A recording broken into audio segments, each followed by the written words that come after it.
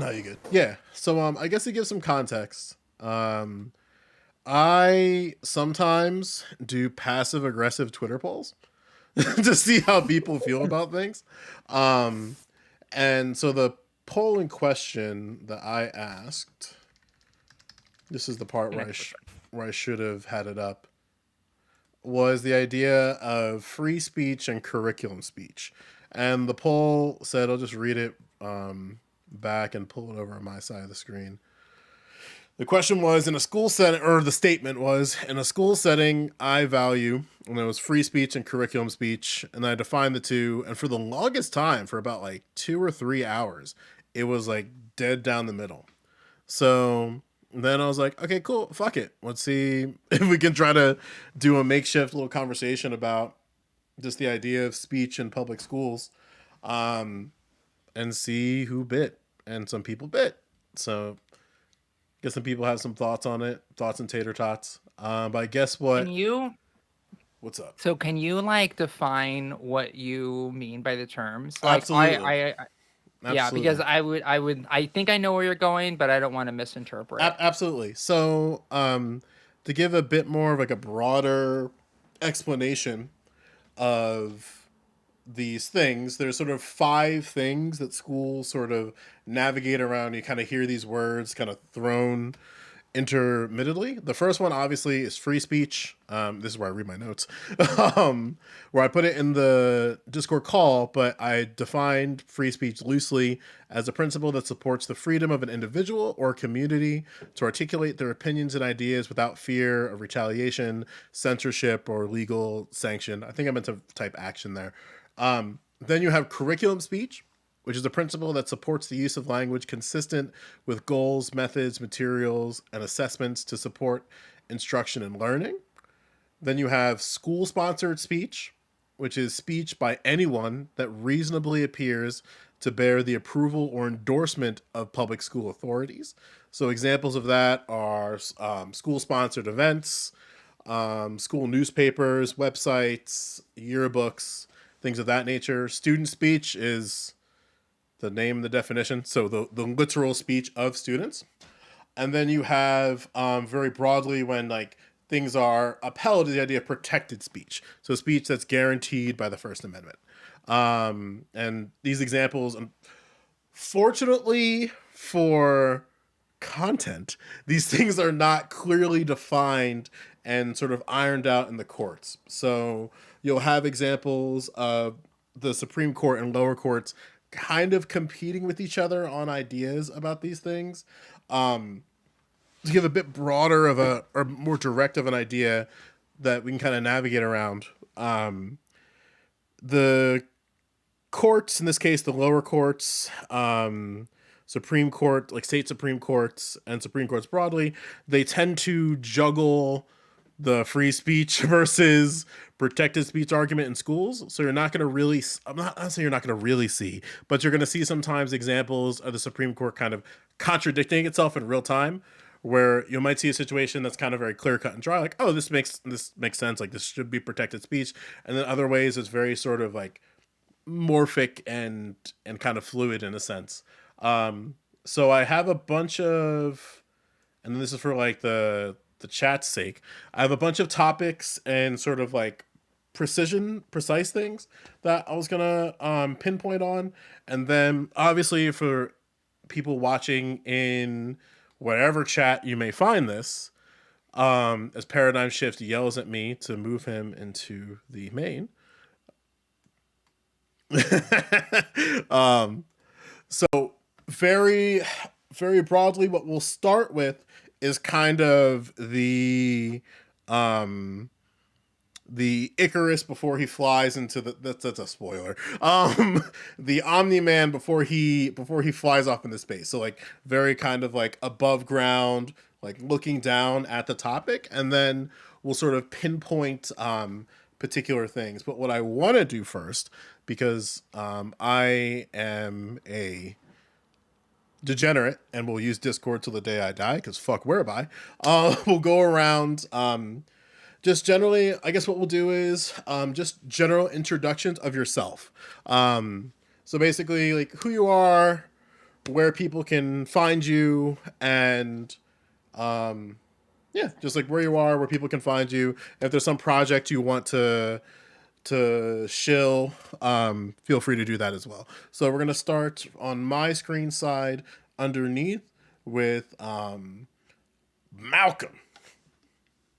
What is up, my friends? I'm Malcolm.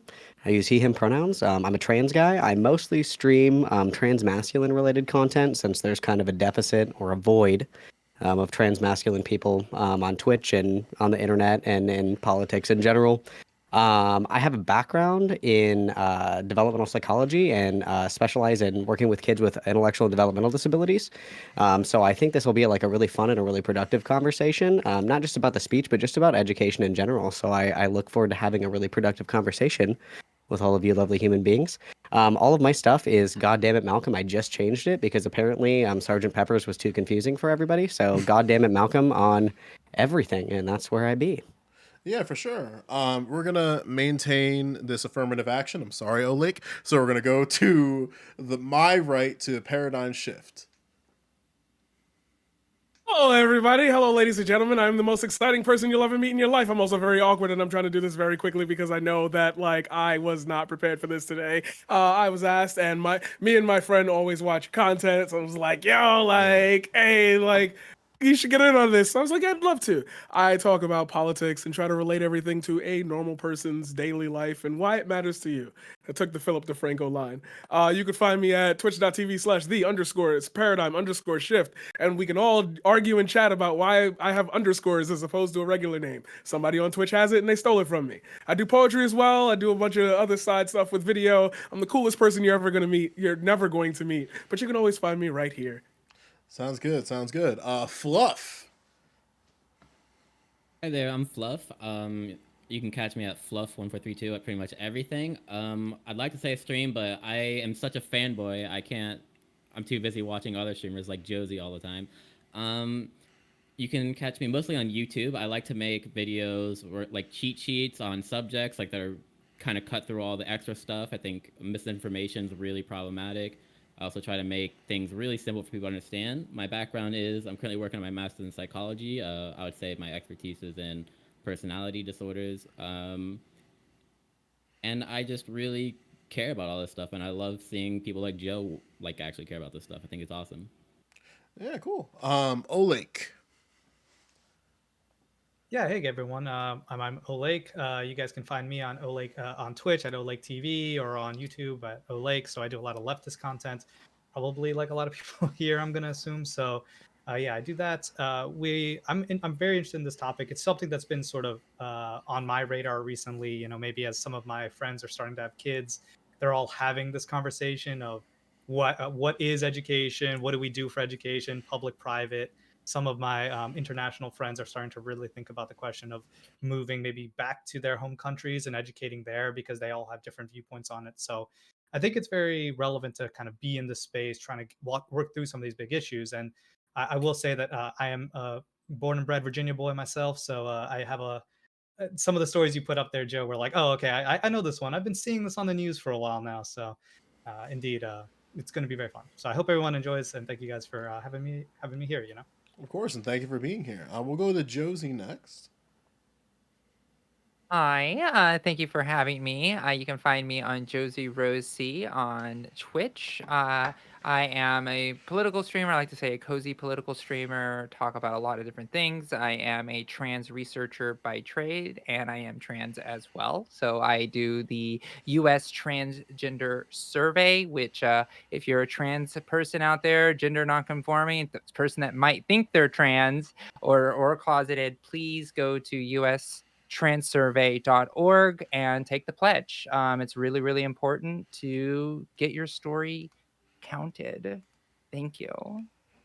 Sondsol.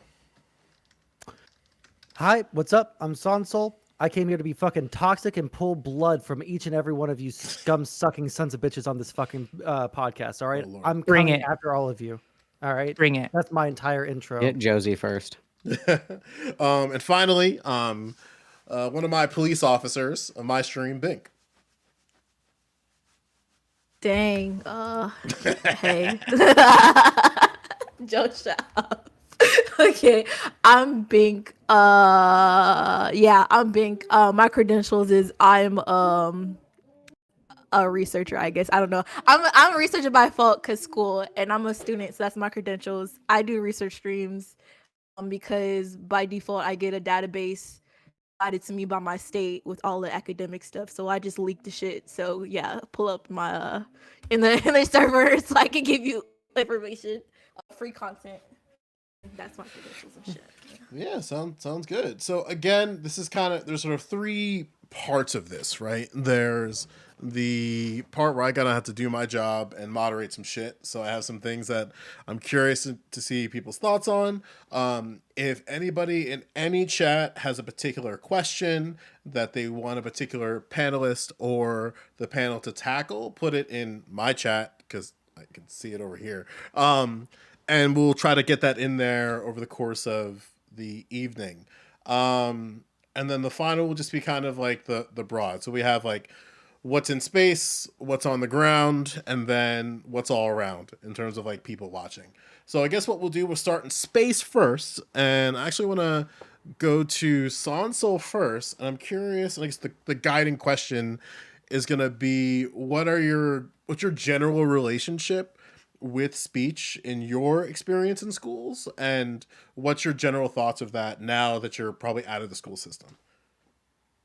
I think that generally speaking, speech is generally pretty free in schools, at least in my state, and I live in Texas, so I've always heard horror stories of like comparing Texas schooling system to other states.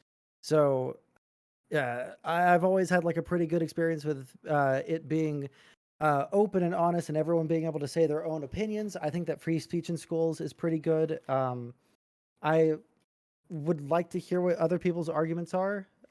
My opinion might be changed here, but I do feel like freedom of speech is a pretty important thing to try and maintain, you know? Yeah, sure. Is there anything you want to add to that, Malcolm? Feel called out. The only thing that I would add to that is I think that something that can be detrimental to learning environments is if we're allowing some kinds of speech that can like inhibit the safety of students, like in learning environments. So, for example, a couple of the things that you dropped in the chat, as far as like the schools respecting students' pronouns, preferred gender, things like that. So, like outside of things that are detrimental to like a child's ability to learn. So, if they don't feel safe going into a classroom, like being misgendered, dead named, maybe the teacher is racist, things like that. Barring that, I think that free speech in school is good. Like students still have the right to free speech, but there are obviously like limitations in that, in the same way that there would be limitations in that for like a job, right? Like you couldn't be walking around your job like calling people slurs and being a dick and all that other stuff. So I agree to an extent. I think that there's a line. I'm not really sure where that line is. But as long as like the students are feeling safe and they're able to learn productively, I don't really see an issue with people being able to like express their thoughts and feelings, right? Yeah, and I want to go to Ohlake next, but he kind of revealed my power level. And Malcolm, you touched on something. So the first directed thing I guess we could see where everybody's thoughts on is the curious case of Tanner Cross, which isn't a book. It's a real ass person having a normal ass day. So Tanner Cross is a gym teacher in the Loudoun County Public School District.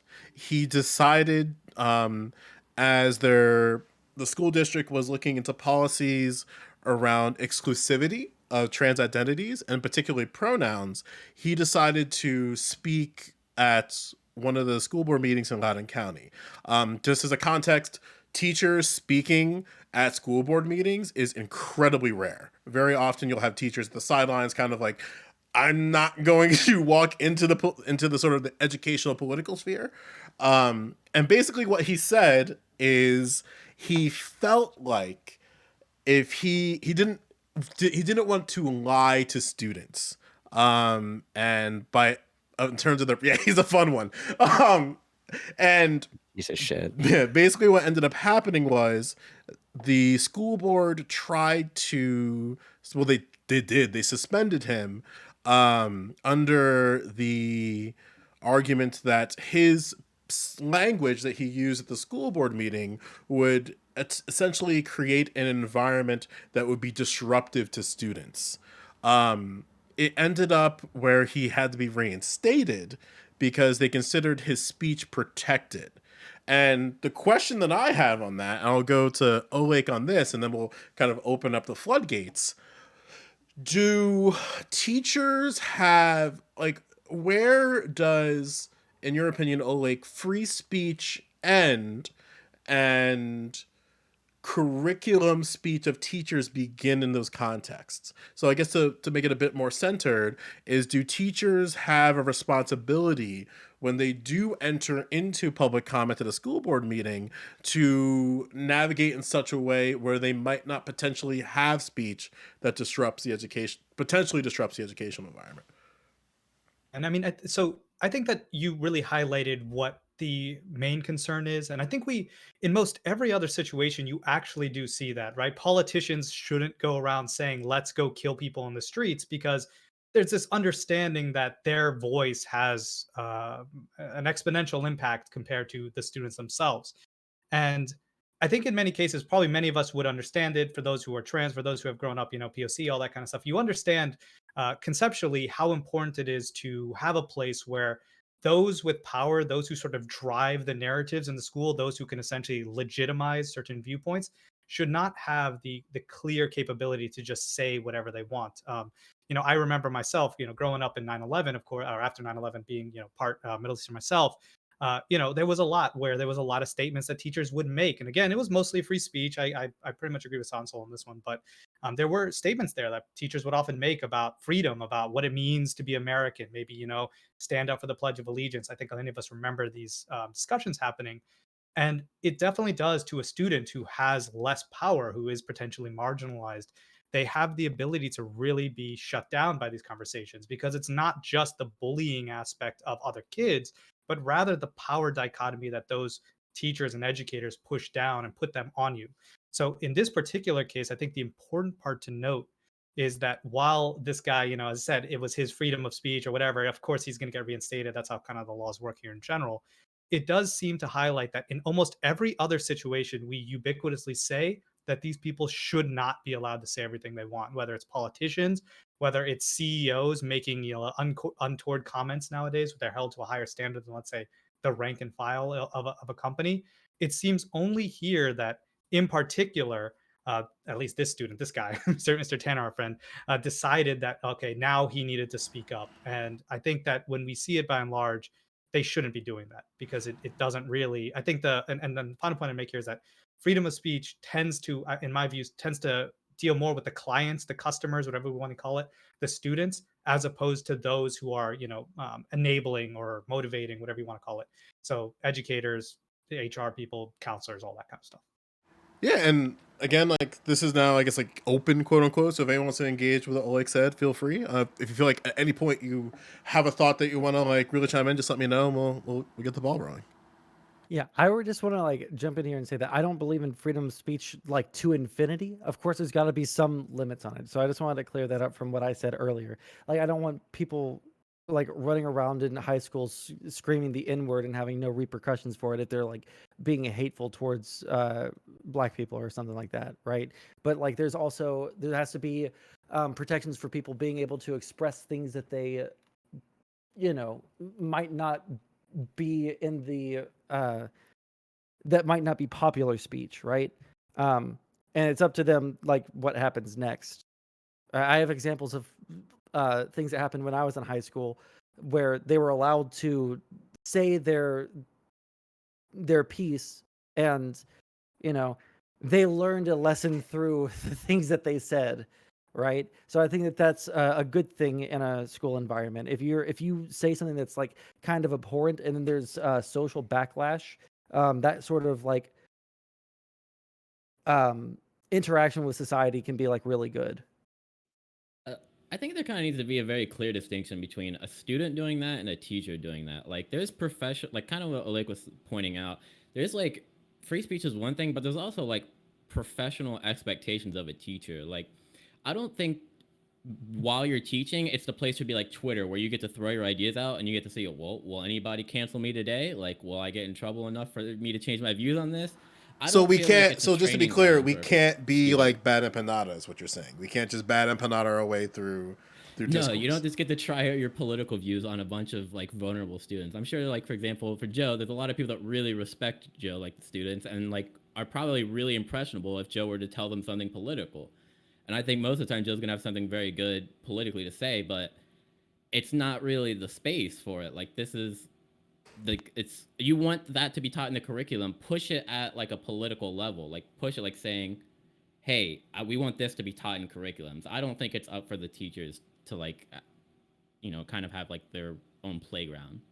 Well, and I think going back a little bit too to like facilitating safe learning environments is that people have all kinds of like biases and political affiliations and stuff that professionally you leave at the door when you go to your job. And I think that teaching is one of those things where it's like you can have all of these preconceived notions about like trans people, about people of color or whatever, but you have to leave that at the door when you come to school, especially if it's creating a hostile environment for students. So like if you are a teacher who is like, I will not respect the pronouns of trans students because I believe that it's abuse, or I will not use the correct name for students because I believe that it's, against my religion or whatever. There comes a point where you are alienating students and you're inhibiting their ability to learn, which is what you are there to do, literally, as a teacher. And if that gets in the way of that, the priority should be like the safety and the well-being of the students and their proclivities to learn, not about like your political opinion that you literally cannot keep your mouth shut about just because it's like pouring out of the seams. You're like, I have to fucking say something about trans people. It's like, we can just be professional and leave that at the door. Like if you're at Dairy Queen and every time somebody comes through the drive-thru and you're like, hey, did you vote for Trump or Hillary Clinton? It's like, there's a place, right? There's a place. It's not here at work and in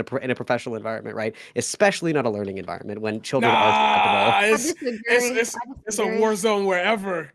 So so what I want to do is, But no, you could go. Sorry. Yeah, You I could want go. Bink Yeah, I want Bink to come in. I haven't heard you either, Paradigm. So I want you That's both. cool. I want you both to come in on this one because there was something that Malcolm said that kind of tickled my thought buds. And I also want to hear Malcolm's thoughts on this too, and Sondsol as well. And anybody else who wants to answer this sort of question broadly is, do teachers have a responsibility to still navigate in a way that is professional when they enter into a school board meeting? Because while parents can, as we have seen across the country, have kind of navigated in a way, and also feel free at any time, Josie, to come in as well. Like we've seen that parents have done a lot of things. So anywhere from saying, you hate white people to literal Nazi salutes. And there's a lot of sort of freedom in how they express themselves. But then it seems to be that because of the professionalism that teachers have to bear, there's almost an apprehension for teachers to even want to speak out at school board meetings. So I guess the question I have, we'll go Bink, Paradigm, Josie, Malcolm. Is the professionalism expectations that teachers have inhibit their ability to be able to speak their minds freely at school board meetings? Okay, so I think the first thing I would like to say is that students have the ability to participate in these type of discussions. I think that's something very important to say to start off. Also think that just like how, as you guys pointed out, there's a time and a place for everything. I don't think you should be talking about you shouldn't be being transphobic in gym class. For what reason you're talking about trans people? There's no context in which talking about a specific group gym class is okay. I think the other thing that I was going to say is that there is a level of professionalism that teachers in general lack.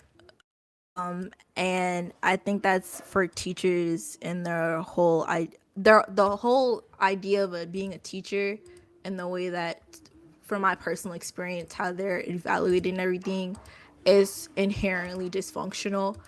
There's been plenty of cases where that I've seen where it's like the teacher will make the curriculum, have the curriculum passed, then the administrator goes around and evaluate, and the way the teacher performs changes immediately. And I've had teachers who curse out the students in middle school, and the first thing that they say is, well, you can go ahead and tell the school board or whatever, I don't care, I'm gonna keep my job. it's very intimidating for people as, students to hear, stuff like this be told. I also like to say it's kind of hard for me to have a firm stance on this because without my teacher, history teachers, I would not be in spaces like this. Like without them having like their political views and talking about them as like a class discussion thing, I would not have anything that I have or even be on this panel right now. So it's kind of really hard for me to say to leave it at the door because I do think there's a time and a place to have discussions when it comes on to policy and ethics at school. I think the last thing I would say is that just do inherently have power. They inherently have power. And I think that when it comes on to school board meetings, they're going to be considered valid due to them being teachers in general. I think the only proper way to talk about school if you're a teacher and going to a school board meeting is talking about the resources that you need for your particular school. I don't think anything else other than that and maybe an opinion on curriculum would ever be like, like anything past those two credentials is a step overboard. Can I But that's ask a fun. question really Absolutely, quick? Sondsol. Yeah. Okay. Is it a normal school experience to have a teacher who is cursing out students so often and threatening them that saying that they're not going to lose their job? Like, go ahead and talk to the administrator. Is that a normal student experience? I'm in a family full of I'm from a family of educators, right? I've been in school my entire life. I'm very, very much in favor of education, right? And I don't think that is the average student experience or like the average like teacher does this.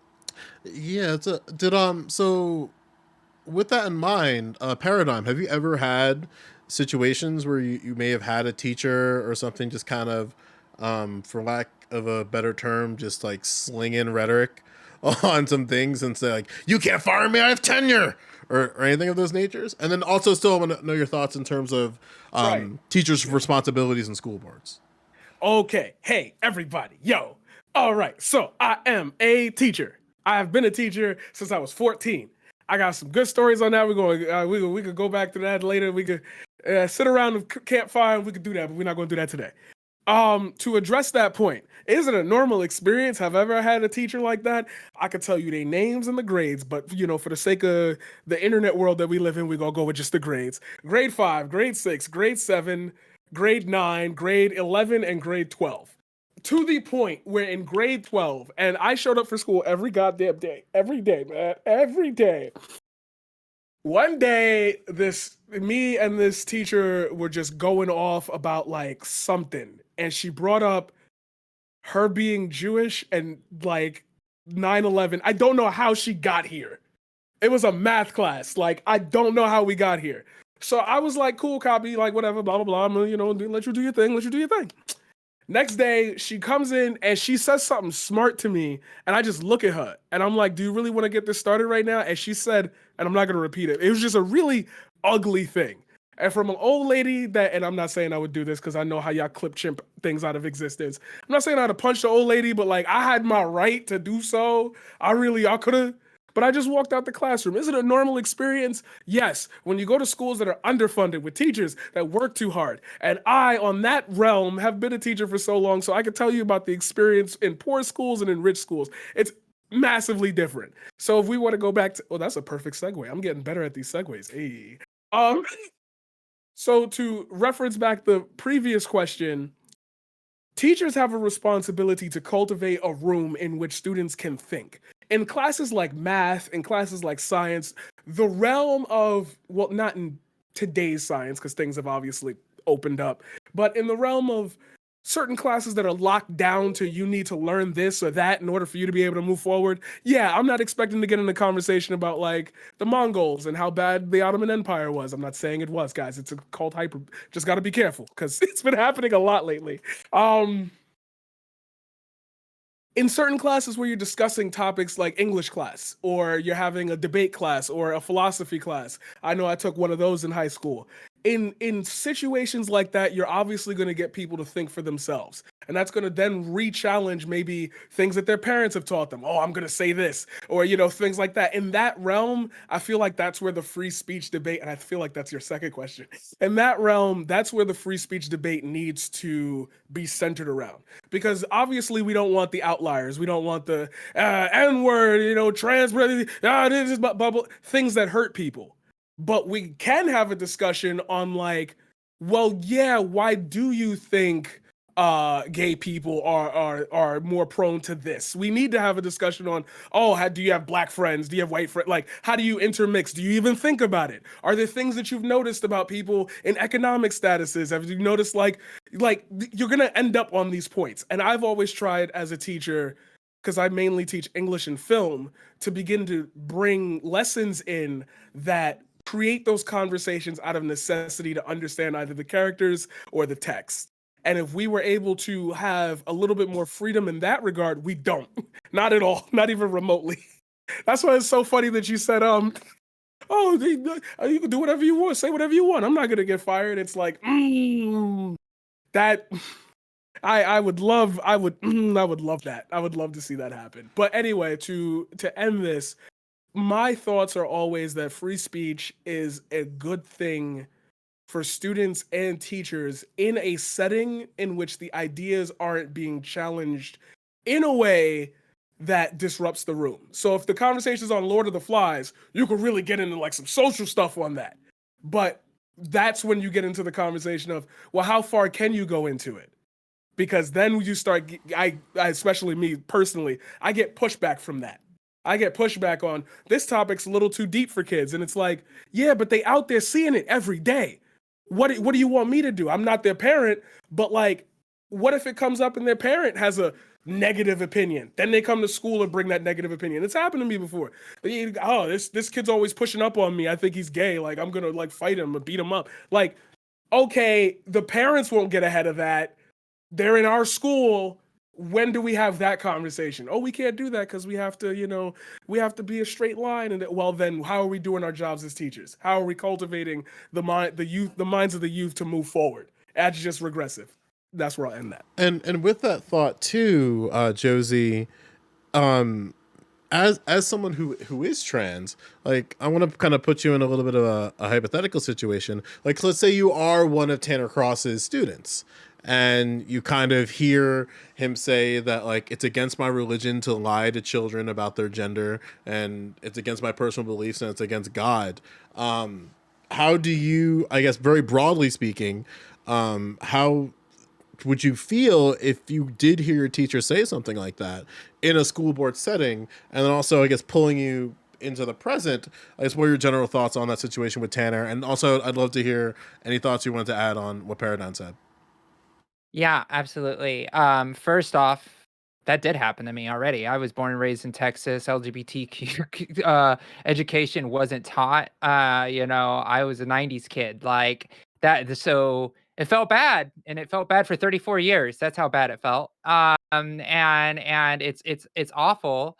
And I can give you more than just my own anecdotal evidence. I can give you the anecdotal evidence of the fact that no real data, quantitative evidence to tell you that when children are not accepted by anybody in their lives, that they are 9 times more likely to deal with suicidal ideation. That's why in the last survey in 2015, 28,000 respondents, 40% of all respondents said that they actually attempted an attempt on their own life. 40% of the people who were alive to take that survey. That's the implications of what this type of rhetoric creates. It creates a society that is so hateful that we are literally killing a generation of people that want to just live and be who they want to be. So taking it back to the freedom versus curriculum and things like that, I truly believe that the way that we should have schools be structured is the ability for everybody to have access to actually freedom to live their lives. That includes trans rights. So if a teacher is going and saying, no, no, no, no, no, no, these human rights aren't okay, then that goes against the guiding principles of freedom itself. There isn't a freedom that trumps another freedom when it affects somebody's humanity to exist, period. So the fact of the matter is, when I was in the military, I couldn't go to the media and tell the media how terribly they were treating me in the military. I would get in trouble for it. I didn't have that freedom. I worked in an institution that was built to hold that freedom away from me, because it was my job as a service member to hold the integrity of the nation. And if I were to upset that, then I could affect, the way that the world perceives the United States military. That's the big thought, right? Big thought, not actually the way it is, but that's the way they try to sell it to you. But it's the same way for teachers. If a teacher is going there openly being hateful, because guess what? It was hateful. It was open transphobia. It was bigotry wrapped in a freaking cross. And it doesn't matter what wrapper that hatred, that bigotry comes in. Those teachers need to be held accountable, because what if there is a trans kid in that classroom that teacher is a gym teacher for, and they respect that person, they respect that gym teacher, and all of a sudden they go and see them do a homophobic, transphobic tirade on their school board, and it's like, wow, that was the only effing person I actually thought was good. Now I just found out that he actually hates my existence. Well, now I'm screwed. And those are the real implications. The fact that that teacher doesn't even have the compassion to care about the students that look up to them as a teacher, because I think it's true. There is a normalization of teachers being that authority figure outside of your parents. That is completely normal for children to feel that for their teachers.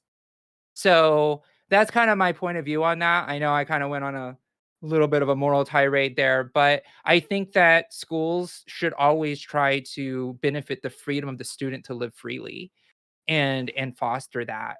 And it shouldn't be for the adults. This is for the kids. Grow up and teach the children. That's what I say on that. And if you want to be hateful about it, you shouldn't be teaching children.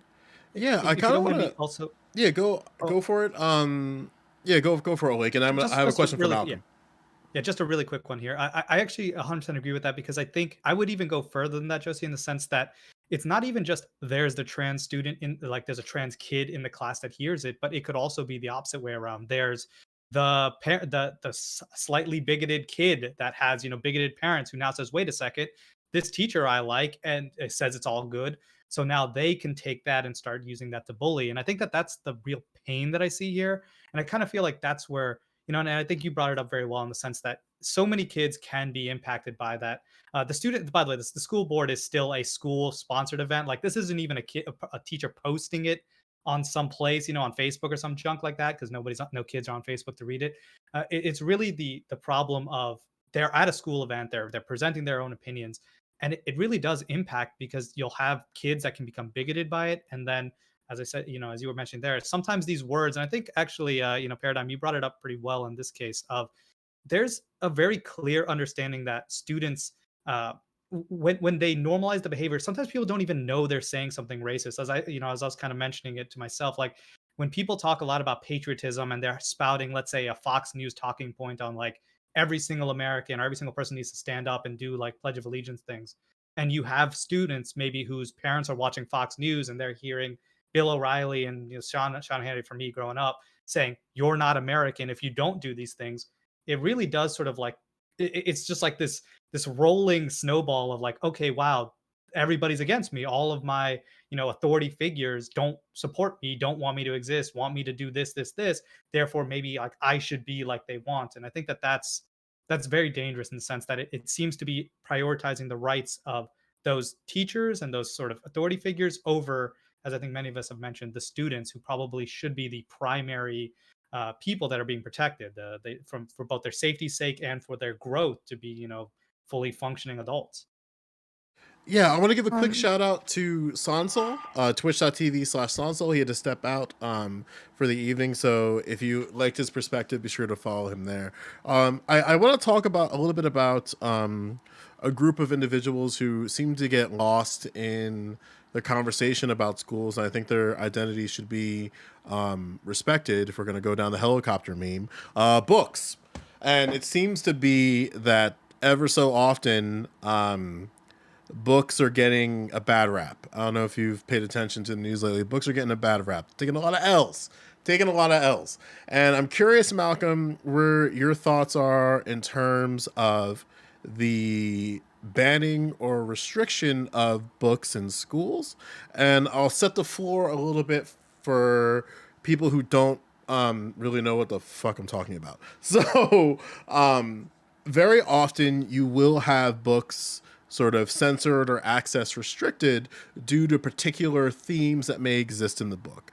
For the longest time, it was unironically the presence of the N-word. It seemed to be very often like there's a couple, if it was like 2 times, we'll let it slide. 5 times, we're good. 20 times, we gotta pack that up and put it in the back and stamp it for seniors only. What's been interesting is that there have been it feels like, to put a little bit of my bias here, an outpouring of more parents being very hypersensitive to sexual content that exists in books. Like, to be granted, for anybody who's been in a school for longer than 5 minutes, you'll know that like every once in a while books end up like that. You'll run into like a book that has like some sexual content or some sexual oriented content. Is it the entire encapsulation of the book? No. Like, as an example, one that I'm sure we all read at one point, of Mice and Men is a good example of a situation of a potential I'm not going to spoil the book for anyone, but a potential act which led down to a bunch of other things. I'm curious, Malcolm, on your thoughts on this. I guess generally speaking, Joe, yeah. so sorry. I'm going to have to jump off because I have to prepare for my next interview that I thank have God. to do. Oh, I know. Now you can run free. Oh, I can't wait to talk shit about Josie. I'm actually just I going to do know. that. I'm not It's going to okay, do everybody. Rolling speech. Hey, the little birds hear things, okay? They take receipts. You better be careful. I'm the only transgender left, Josie. Get out of here. I'm the alpha. All right, you're the alpha. All your ideas are based. I deem you the only trans. All right, bye. Thanks. Love All you, right, Josie. Josie. Be sure to follow JosieRoseC, twitch.tv/JosieRoseC, JosieRoSEC. Her information will be, I'll spam it in my chat, and hopefully those of you who are also streaming can spam it in as well. So Malcolm, what are your thoughts generally on the controversy around books generally, and are books something that should be protected in school systems? I think that what's more important to protecting, in my opinion, is kind of the things that come from the books, right? So if we're talking about banning specific kind of content that might be sexual in nature, I know a lot of the things that have been floating around now are like early education for kids as far as like sexuality or like gender identity and things like that go. Even like, severely like played down age appropriate like sex education and like gender education. Obviously not reading like the Karma Sutra to like kindergartners and stuff like that. I think the implications of that are really, really, really, really dangerous and really damaging. And we can see the effects of this with the idea that kids that don't have age appropriate sex education and intervention are kids that are more likely to be abused sexually because they don't have the ability to know that what's happening to them is wrong. They don't have the language to express like what is happening to them. Kind of something that I've noticed is a lot of people will use like silly words for genitals for kids. Like, like sometimes people will say like a cookie or like, a ding dong and shit like that. And so what ends up happening is, a kid is being abused and they don't have the ability to like communicate that to adults in like in an effective way. Like this person is like playing with my cookie and they're like, that's kind of silly and goofy. But if they're able to say like, hey, this older kid is like touching my vagina, like that's something that is a lot more impactful and it prevents abuse in situations like that.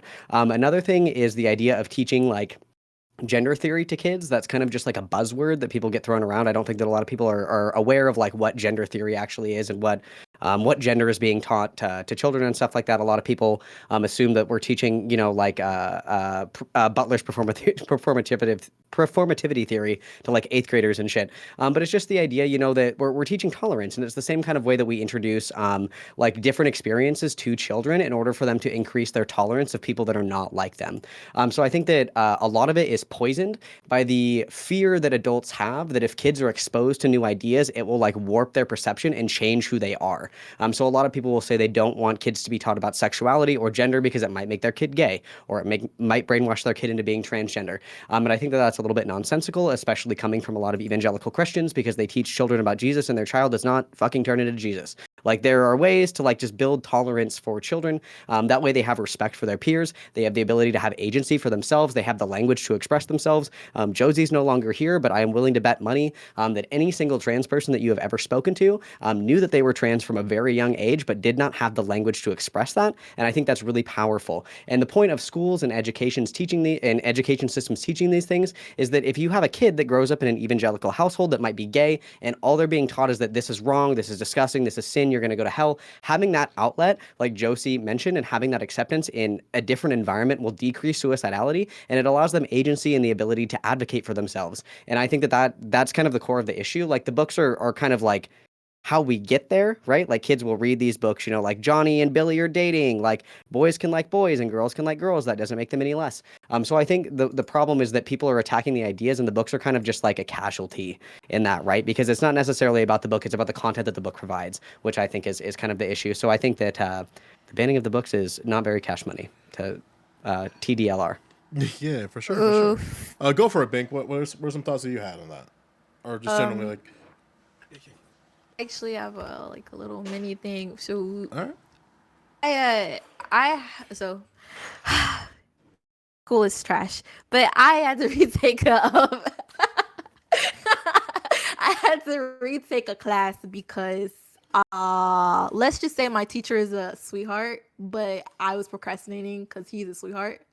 And what happened is that I have to retake the class to take an online class, and we actually was reading, what is it called?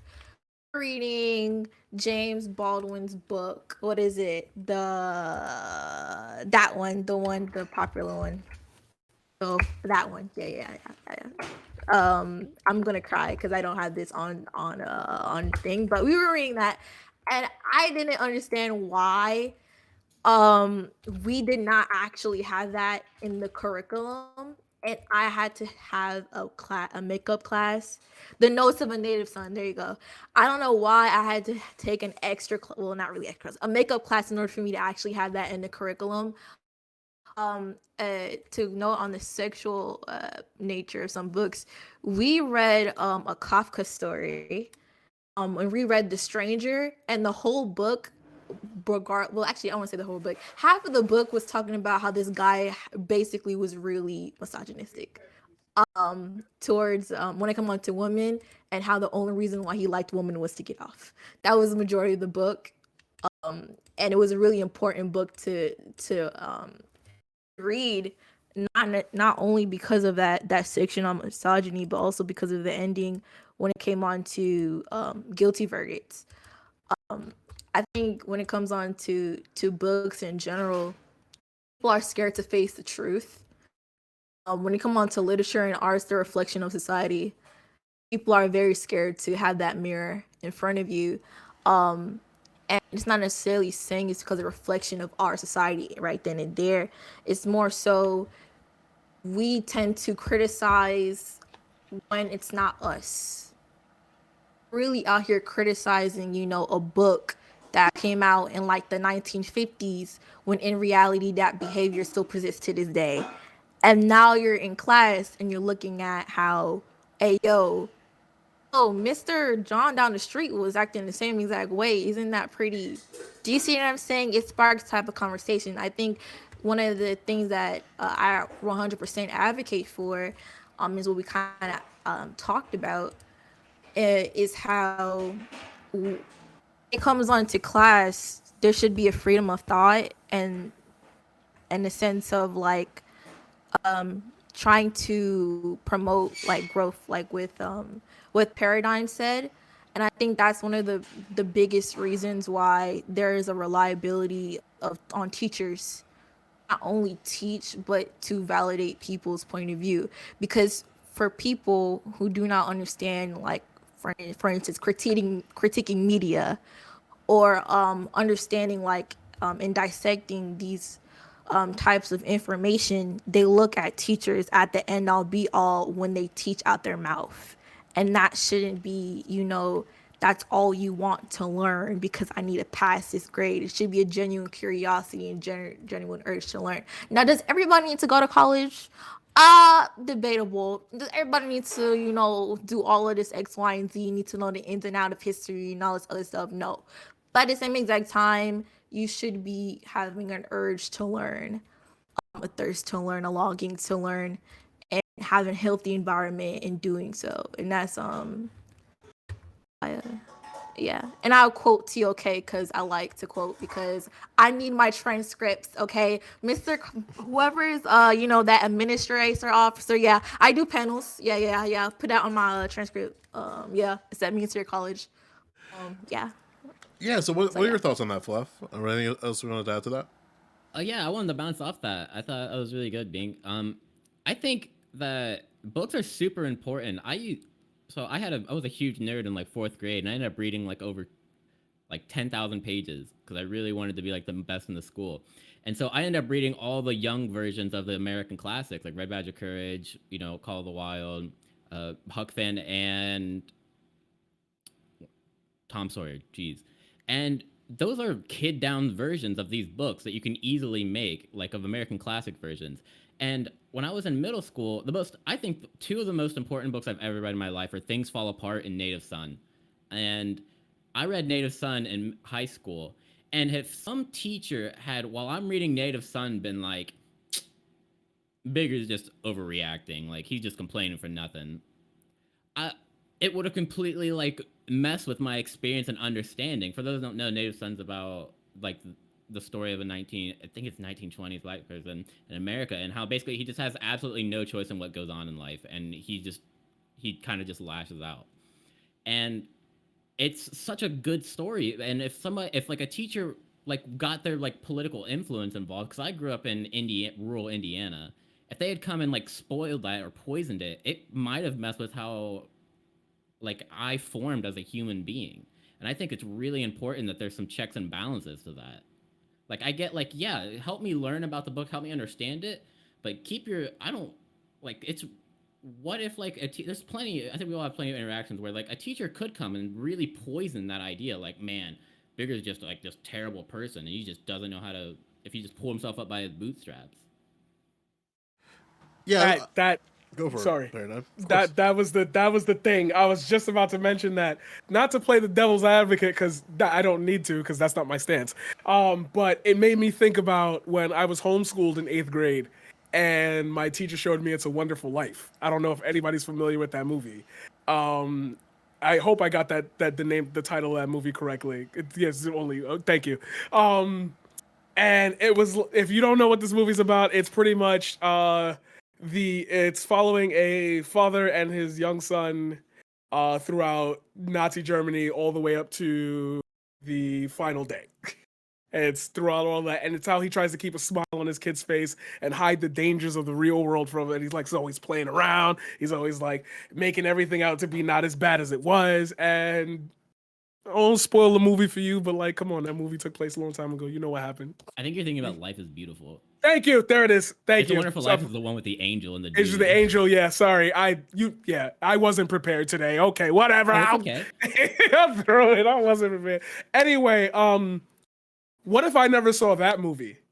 Like, I didn't have an opinion on World War II and or Nazis or any of that, or even knew it existed until that movie was shown to me. And while we were going through the history books, they do their little chapter 2, World War II, and the Axis powers, and the Allied, and then the United States won, and yay, Victory Day. Like, nah, there was some real pain with that. I carry that now. Like, I don't look at people because I really don't know what they're going through. That's history for their families. That's a whole I guess we could say race. That's fair to say. There's a whole race and history of people that I'm now being exposed to, and my interactions with those people will now be different. If we start saying, well, that was graphic, you shouldn't have watched that in 8th grade, that's too deep for you or whatever. At what point do the beliefs outside of that kid's system get filtered in, and then they start seeing things through that lens? Oh, life is beautiful. The father could have done more. He could have fought back. He could have just said, he could have pulled a Kanye. If we really wanted to not be slaves, we could have just got up and left. Like, oh. Like, oh, you have those opinions.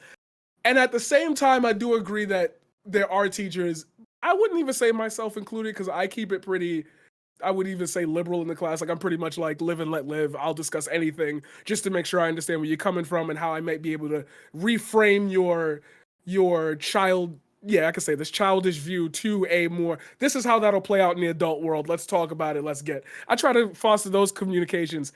But there are teachers who will read a text to their students and imbue all this, and I love this meme so much for that. The author says the sky was blue, and the teacher says this was about the famine and how deep and no, the author meant the sky was fucking blue, bro. Like, yeah, there is a lot that we can imbue on top of text. But that's also important for the students to hear, because if the students are, and I think this is pretty much what everybody was saying, if the students are well informed on different viewpoints, even from their teachers, because we spend a lot of time with your kids. We spend almost as much time with them as you do. You won't know what type of person I am till I get to that point. And then we start getting into the administration. Who did they hire? Background checks, this and that. Oh, I didn't, I hate saying it this way, but I'm gonna say it this way. I didn't know that guy was a white supremacist until he started reading, it started, they somehow ended up on the topic of Lovecraft, and he was like, the black people were the problem there. Whoa! Okay, at least now we can identify that. But if we don't have these conversations, if we're listening to these school board meetings, and I hate going into conspiracy mode, but I swear they're all astroturfed. I promise you, I've seen the same person at 3 different school board meetings across the country. I even know of an institution that literally sends the same people out to go to these school board meetings and pose as parents. We could get into that. But if we don't have these type of conversations, if we don't have a certain slotted allotment, now obviously I'm not saying, bring back what is the name of the book? Bring back the Dr. Seuss books. How dare you cancel the Dr. Seuss books? It's in the frame of it, we're not doing that. But if we do it too far out, we don't get these conversations that sadly out these people and out the fact that, wow, I didn't know that person was teaching my kid. Or you might end up finding out that your school district is yeah, we like him. Oh, maybe I should put my kid out of this school.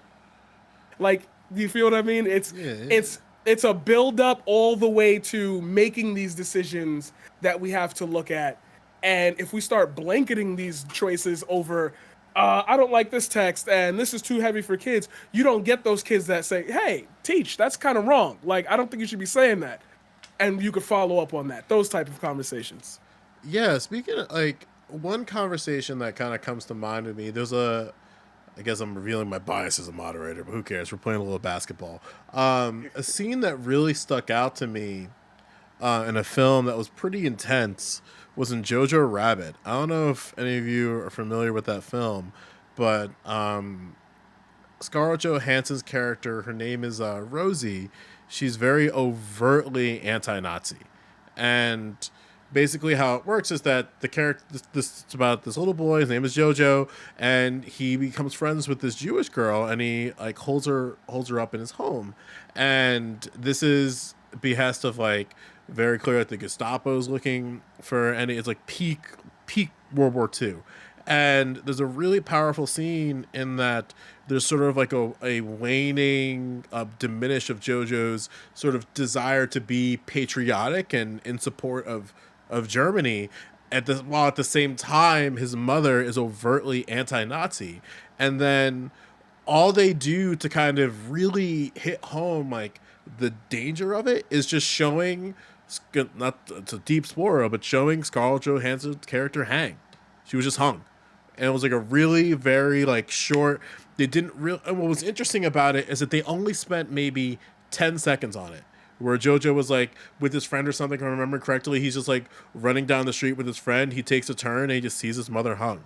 And then what's interesting is that the scene right after that is Jojo basically in a state of grief, and he almost stabs the very girl that he's protecting because he lost his mother.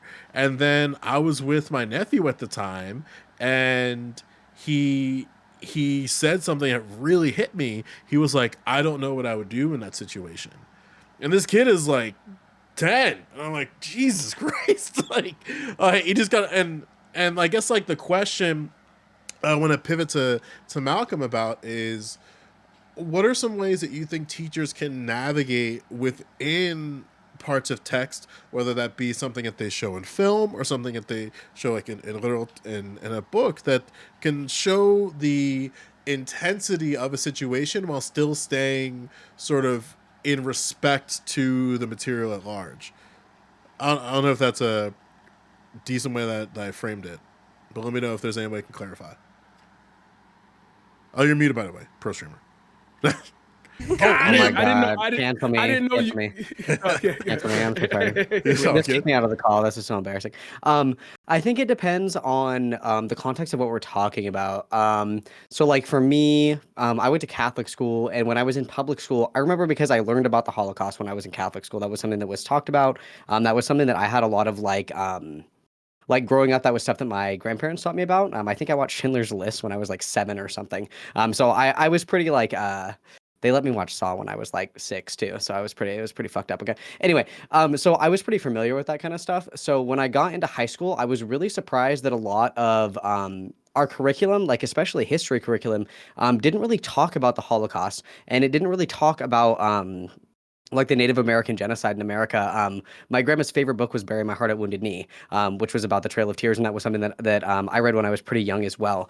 So I think it depends on like what we're talking about specifically, and how teachers are teaching it. Because I think if we're talking about something as impactful as like the Holocaust or like the transatlantic slave trade, or the genocide of Native Americans, it's kind of hard to do that in like a neutral way, right? Because this is like a really polarized thing that was really like fucking horrible, right? But I think if we're talking about, I want to say like almost like political stuff that's still historically or contextually relevant.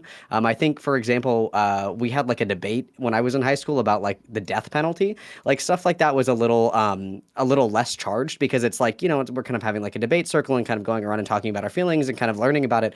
But if we're strictly learning about something that's really terrible, I think that there's not really a way to like play that down. Does that answer your question? I feel like I kind of talked around that a little bit. Yeah, and I want to tag in Ohlake here because he's been quiet for a bit, because something that also comes to mind is the idea of certain legislation around the country when they're looking to ban CRT, is that they're talking about the idea of talking about approaching historical events objectively and showing both sides to both sides of the story. I wish they unironically they're trying to both sides certain issues.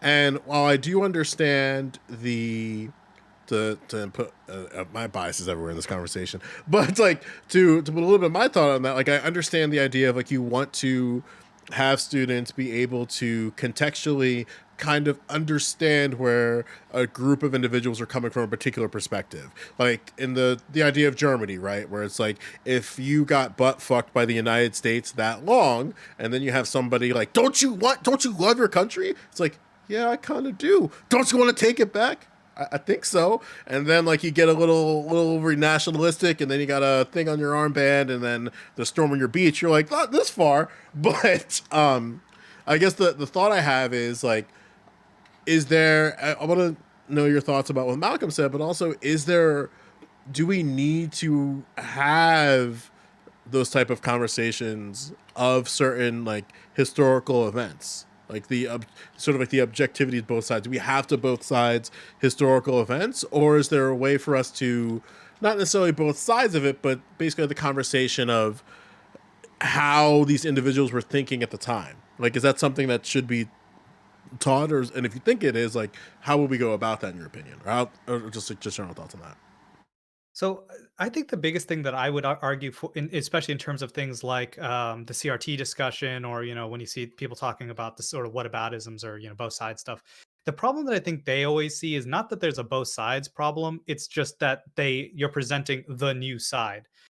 In general, people have been taught a pretty rote education, especially back in the day. You're talking about a very patriotic education standard that was, it's still pretty, it's very endemic for people who are international, especially if you talk to, let's say, a Chinese born citizen. I mean, that they are kind of taught in the same way, where it's not like they're going to hide too many things, but they're just going to always only give you one side of the story. And I think the biggest thing you see with CRT is that you want to introduce the new side. We can best, for example, see this, not the new side, but the side that was not heard before. And I think we best see this for people growing up. I think we've been talking a lot about the idea of curriculum. And it's like, sure, for a long time, people taught us that Columbus found the new world. And that was the way that curriculum was taught. That's it. Cool. Congratulations. Good Western European saviors to, find the new world. But what happened is that as curriculum changed, as curriculum was understood, new voices were coming in, we started to realize, wait a second, what about the voices of natives who were getting slaughtered? What about the voices of Africans who were getting brought here, in chains to make sugarcane, to pick cotton, whatever? And the idea is that when you start to bring in those new voices, that's what makes CRT, because it's just, let's bring up those voices, because then you can't just say, oh, white Southerners were, just trying to make ends meet, and they were trying to grow some cotton, right? And they needed labor, and some black people kind of might have been there. I don't know. I think they were, and whatever. And I think what you kind of see is that that's actually the issue, which is it's not that there's a both sides, because you still get the both sides. You get the fact that the South was an engine it was a rural engine. They needed labor. Cool, congratulations. Like we get the white viewpoint there, or we get the slave owners' viewpoint on that subject. But it's when you add in that second viewpoint, that's where things start to get hairy, especially when we have these discussions. So I think the way so to kind of finalize that, the point that I'm making there is that essentially, I don't think it's a bad problem to teach both sides. I think it's that what we often see is there's a fight to teach both sides, because we already know one side of it generally. That was hard. And something that's interesting about that, right, is that there is the idea of, like, if we are going to be free, like if we are going to do the free speech argument, where it's like you'd want, and again, my bias is everywhere, you'd possibly want to, if that's something that you argue, like you want to have these ideas like expressed fully in a way, but then also it kind of falls into the question, like, how do we keep things kind of like curriculum appropriate, where you don't want to overtly have a Nazi apologia in a classroom, where like you want to have, like, I think it, like, again, to kind of put like a thought in a little thought grenade, is that you want to have the conversation about maybe the sentiment that Germans had that led to Nazism, but you don't want that sentiment to end up being overtly overtly Nazi apologia, where it's like you want to be like, I understand how you could end up there, but you don't want to be like, but guys, like, if you look back, like, this was like a justifiable thing, because that's, I'm sure, and maybe Malcolm can attest to this too, like sometimes when you get into debates in schools, it can end up like that, where if you're arguing a side a little too hard, you start getting a little kind of sketchy. It's kind of sketchy. Yeah, 100%. Yeah. As an example, and this is kind of like a segue into the next thing, because I made the mistake of revealing my power level and saying that I talk on the internet, and I got invited to listen to a debate about gender affirmation in schools, and the idea of the kind of similar to Tanner Cross, like, where does pronoun affirmation exist within speech in schools, where on one hand, one side of the room was arguing that gender affirmation, so the affirmation of individuals' pronouns, whatever they may be, Twitter, is, and they were very, like, the argument was that, like, this is like curriculum speech, like, as when you're functioning in a school setting, like, this is speech that is needed to make sure that people feel welcome, wanted, and included. And it doesn't necessarily matter if you think boys will be boys and girls will be girls. If you run into somebody who uses it, its pronouns, then you're going to use it, its pronouns. Then the other side of that was it's by affirming individuals' pronouns. I'm trying to use as least charged language as possible, but by affirming individuals' pronouns, you are restricting individuals' ability to express themselves freely. And I want to bring Malcolm in on this to get your thoughts on that kind of broadly, and as far as that exchange, like where does pronoun affirmation exist in the conversation of speech in schools? I think this is something that transphobic people will use to argue all the time. The idea that people are being compelled. They use the term like compelled speech. And I would say that it would be like the same way that we kind of offer courtesy to other people, right? Like if somebody has a nickname, we just kind of are like, oh, okay, like I know that your birth name is like John, but I'll call you Johnny because I'm not going to be a dick. But with trans people, I think it goes a step further. Josie brought this up earlier as well. The idea that affirming trans kids like it like quarters suicidality and suicidal ideation. And schools should play like a critical role in that because schools can and often are a safe space for a lot of kids that have toxic home environments. So making sure that place is welcoming to them. And I mean, maybe this might like tickle some jimmies or, get some panties dislodged. I could give a flying fuck less if you don't think that trans people are real or valid or if it's against your religion or whatever. There's no place for that. In a place of education where students need to feel respected, they need to feel validated, they need to make sure that their learning environments are a safe place where they can come to learn. And like I said before, like schools are often a safe place for a lot of kids. And if that is, compelled speech is a problem for administrators, for school staff, fuck them. I mean, the priority of somebody who is an educational professional is to provide a good environment for students to learn. And if you are creating a hostile learning environment because of whatever predilections you have towards transgender people, you are failing at your job. And that's something that needs to be addressed, right? I would like to make a joke. God. Hopefully I'm comfortable with y'all enough to make this joke, and I hope that you fuck with it. But I was gonna say, I don't think trans people are humans because I think trans people are angels. Because if it were me, I'd be like that scene in Harold and Kumar Go to White Castle. I'd have burnt this whole motherfucker down by now. The fact that we are even debating, like, the fact that we take the, like, people's lives and identities and we're just like, let's have a conversation on whether, like, what is the other side to that? It's either yes, you agree with me, or no, you don't. If you have a 50-50 split, there's still 50% of you that I want to beat the shit out of. So, like, I appreciate y'all because, like, I used to say this, and this is my type of humor. I apologize if it don't reach to anybody else, but like I'm very surprised that I haven't seen like more marginalized school shooters because it's like y'all but you feel me though, like the amount of privileges. But you feel, I know.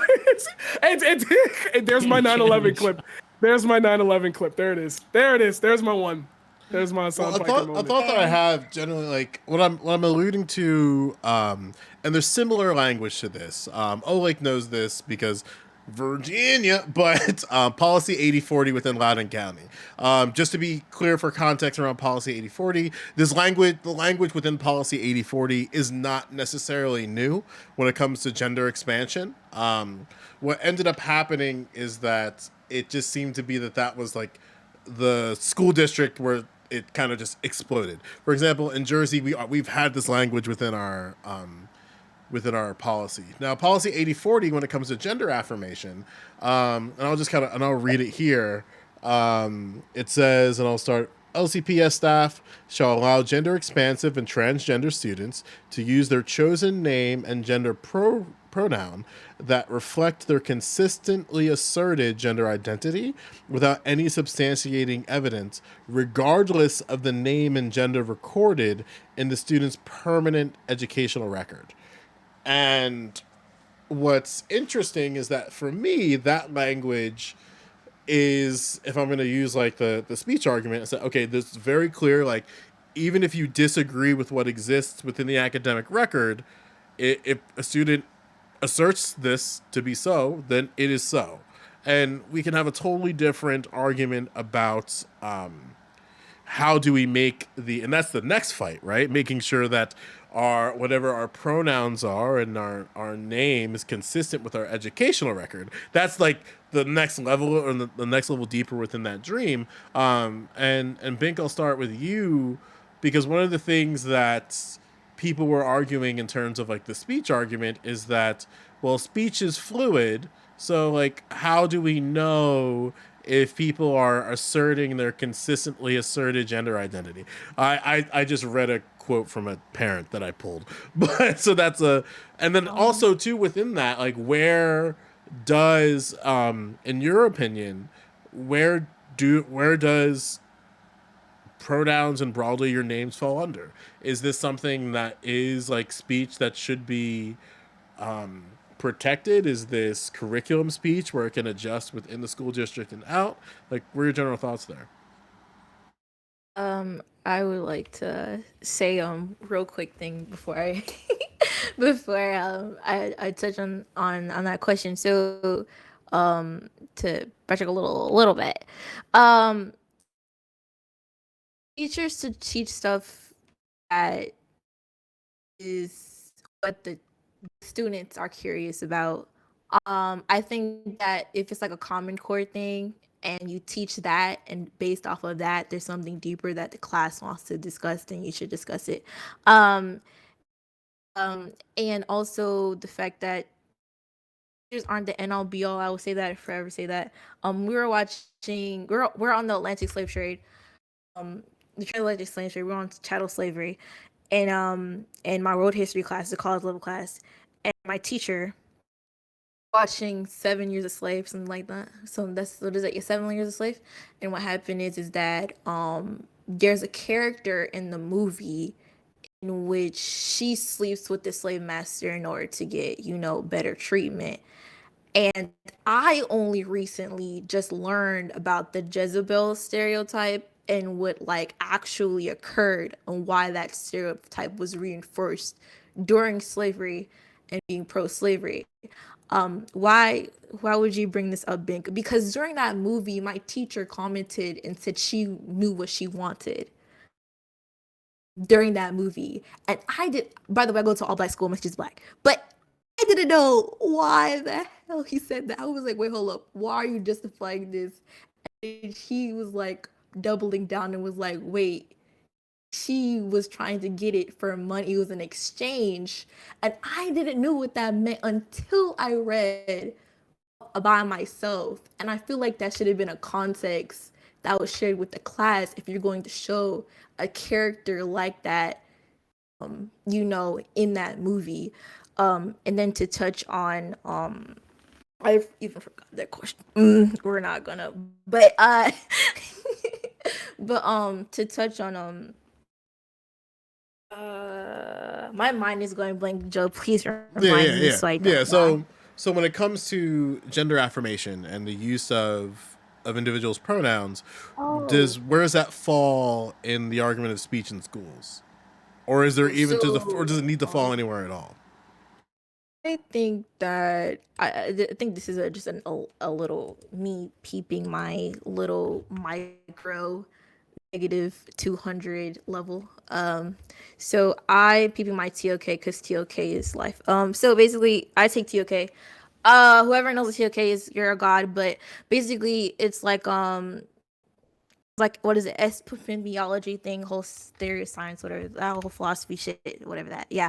So what happened is that it's stupid, really, when I see people use the argument of language in order to validate trans people, because people will say language is fluid, but language is fluid. So really and truly, they fit in the space of language. Because language is ever evolving. That's what language fluidity means. But they're just using big words because you don't know what the fuck they're talking about. In the next 100 years, we're probably using verbs and nouns reverse out of nowhere. And we probably wouldn't even realize because we'll be dead by then. So, I really need people to stop trying to use these big, quote unquote, intellectual words and intellectual, standpoints in order to invalidate people's existence. I think they're just trying to be bigots and just code it fancy language so that they seem so much proper and to cater to more of a wide variety of audience, because it takes people to be undercover in order to spout these ideas these days.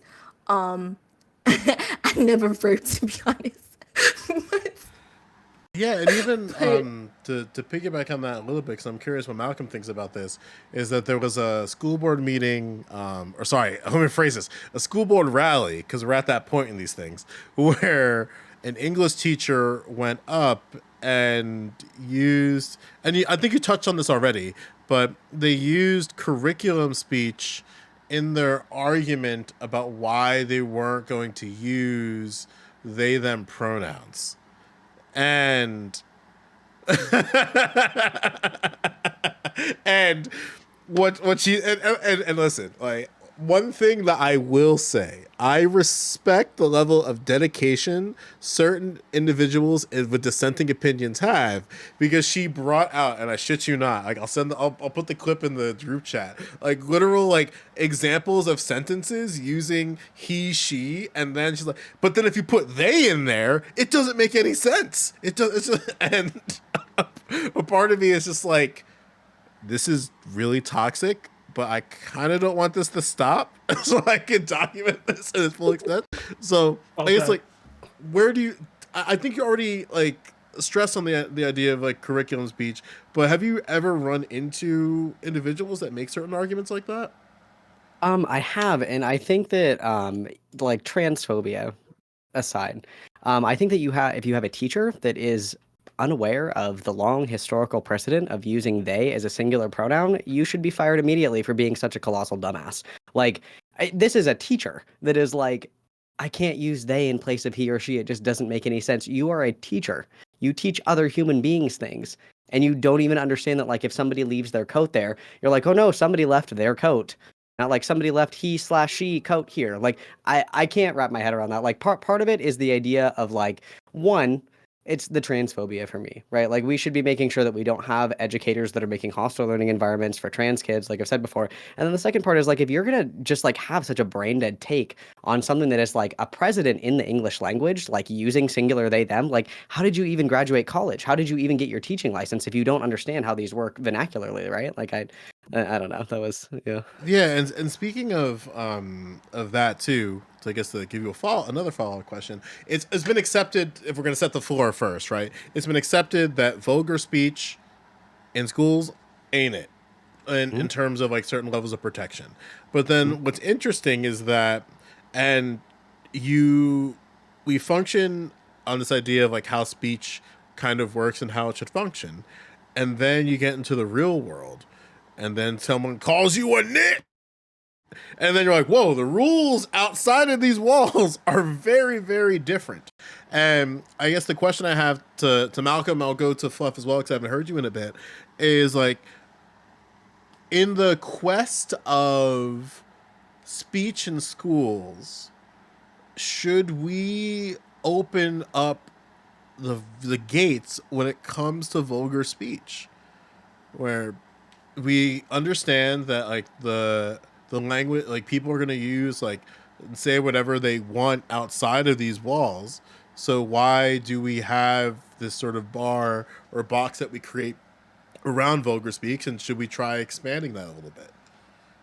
I have two takes on that. I think the first take is going to be that part of the reason that I think that vulgarity and like kind of like restriction of speech exists in school, right? Like, you can't run around like saying the F word. You're probably going to get in trouble. Like, if you're running around like fuck, fuck, fuck, fuck, fuck, you're probably going to get in trouble. I think that part of the reason that these kind of exist is because it sets the tone for like professionalism. And when you move on to like the next stage of like whatever your life may be, whether it be like college, whether it be a job, whether it be a profession, trade school, et cetera, et cetera, it kind of teaches that there is like a time and a place, kind of like we were talking about earlier.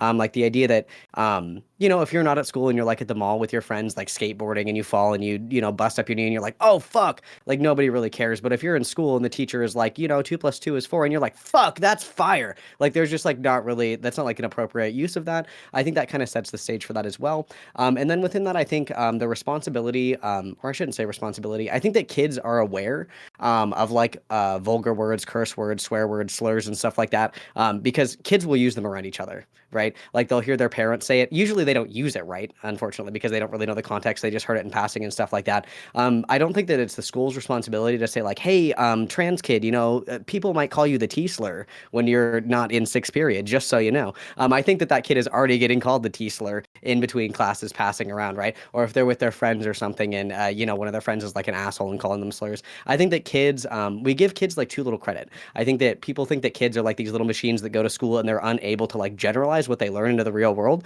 But I think that the reason that a lot of these restrictions on speech exist in school is because it sets the precedent that like in professional environments, like what school is supposed to mimic, you can't just be saying fuck this, fuck that, fuck your mom's a hoe. You can't be talking like that in like professional environments. But outside of school, there's like looser regulations around that. And I think that kids have experiences with that, just hanging out with their friends or like going to the mall without parental support and stuff like that, or even like playing Xbox Live, like God forbid, right? So I think that kids, I think that the vulgarity as far as school goes isn't that big of a deal. I don't think that like teachers should be, priming them to be like, hey, just so you know, here are all the bad words that somebody could call you. I just want you to be prepared. I feel like that's kind of counterproductive, right? Yeah, I actually have I have two thoughts, and I'm gonna throw a tactical grenade to Fluff. First thought is I love how even in 2021, when you invoke the words Xbox Live, it brings us back to the very moment, a particular moment in our gaming careers. And for me, it's usually Call of Duty. It's there like, it is. and then like you just hear a very feminine, "Hey, how's it going?" And it's like, well, it's just about to get weird for about 40 minutes. Like, yo, Listen, is that a girl? I was a girl for like, I grew up playing Xbox Live as a girl. Like there's nothing that can hurt me anymore. Like I am fucking Right, like- impenetrable. Like there is nothing in it. You could I'm literally not be like, afraid of COVID. Yeah, it's oh, like, literally. like, Just what like, is your hey, how's your experience? day? What's your They're experience? like, you must on be like 500 pounds, but also send me pictures of your tits. But also, I bet you're Right, really fucking yo. ugly. And it's like, I'm just trying to play Call of Duty, bro. Like, what's going on? Yeah, and Yes. it's like, how do you feel? How do you work in adversity? I played Call of Duty during Halo 2. Congratulations, you're hired. Congratulations, good job. Like, yo. Did your team win?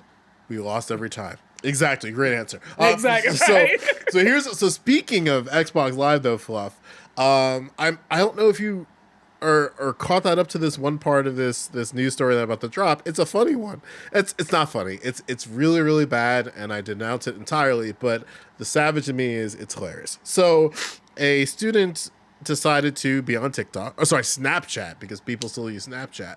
And in the back, one student said, "Kill all and white power," and it took a village for the school board to react.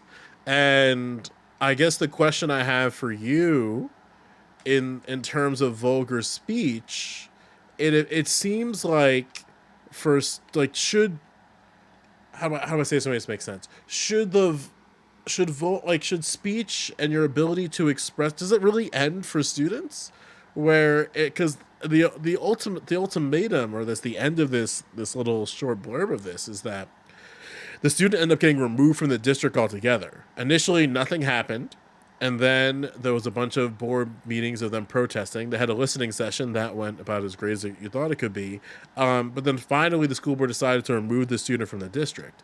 And then the thought that I have, I guess I'm wondering your thoughts on this. Like, does speech, or the sort of school conduct and being able to conduct yourselves in a manner consistent with school really end for students if we know that students are on the internet? Thank you for the question. So first off, I'll start with my own anecdote since you mentioned Xbox Live. Please note that 13-year-old Fluff is not the same as 25-year-old Fluff. He has learned a massive amount. He is a completely separate human being.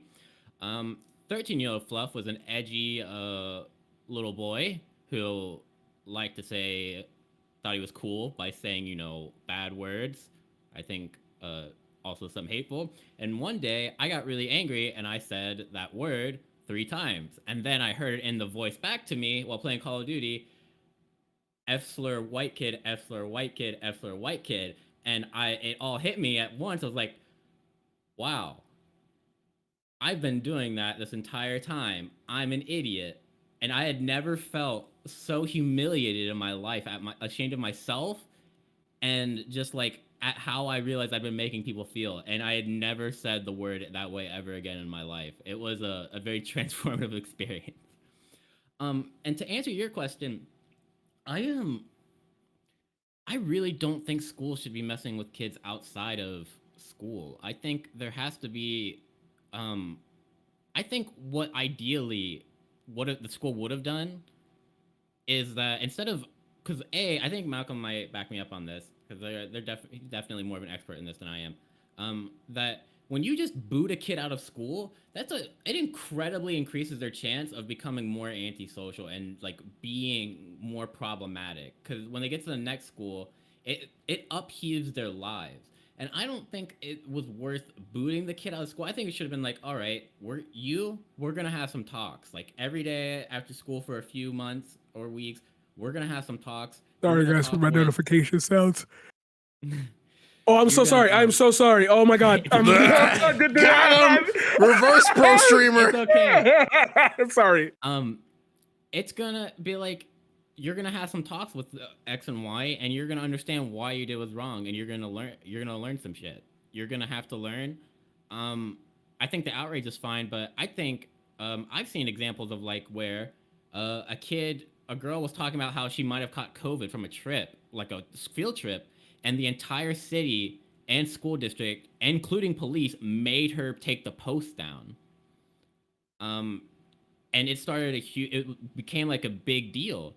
And so I have like worry about schools going that far, but I think they can get involved and try to fix the problem, but to be so heavily punitive, I think is a bit scary, even though I think it's an absolutely terrible thing to do, and it makes all the students that are of color feel unsafe and not like to be around that kid. Yeah, I want to tag in Paradigm, and I see Ohlake in a sea of thoughts, and we'll bring Ohlake in as well.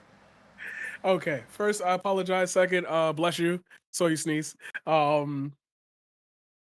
I thought that you were going in a different realm with the thought about schools like being invasive towards students, because it's like again we'll talk from the experience of mainly teaching in underperforming schools, underfunded schools. So it's like we really do become the caregivers for children at certain points in their development, because if it's 6 o'clock and a child hasn't been picked up, like we get involved, that type of thing. If a kid comes to school with certain marks or bruises, we check in on that. We're the arbiters between that child's safety when they get out of the house and there. But then you took it in a different direction. So like, yeah, that was right. Yeah, they shouldn't have the ability to like coerce a student into. I remember what that story was like, taking a post down. Like when we start getting into and I guess this is where the balance would be. When we start getting into the reframe of schools saying you can't exist like this outside of the school, then it's going to make me jump up and say, but you hired like a bunch of people who went to the January 6th protest and like they're still here. Like now I'm at a loss but that's free speech. And so is that. And where does that bridge become? And this is why I really hate the culture war today, because it makes me say blanket statements like this. And in my head, I think I'm right, but like, I know I'm not. I kind of just want to get rid of like all the very dangerous national right-wing like talking points. Like if we're going to have a balance, I feel like it needs to be where whatever is said in this classroom does not lead you down the wrong rabbit hole. And I know how jaded that could make me sound, because it's like, oh, I want every student to be left-wing. But it's like, when you critically think about things, a lot of things that right-wing talking points stress so much fall apart. And while I would love to sit there, and I've done this already, sit there in a classroom with students and debate over these ideas in a safe realm. Obviously, we're not talking about like the validity of people's identities, the Black struggle, blah blah blah.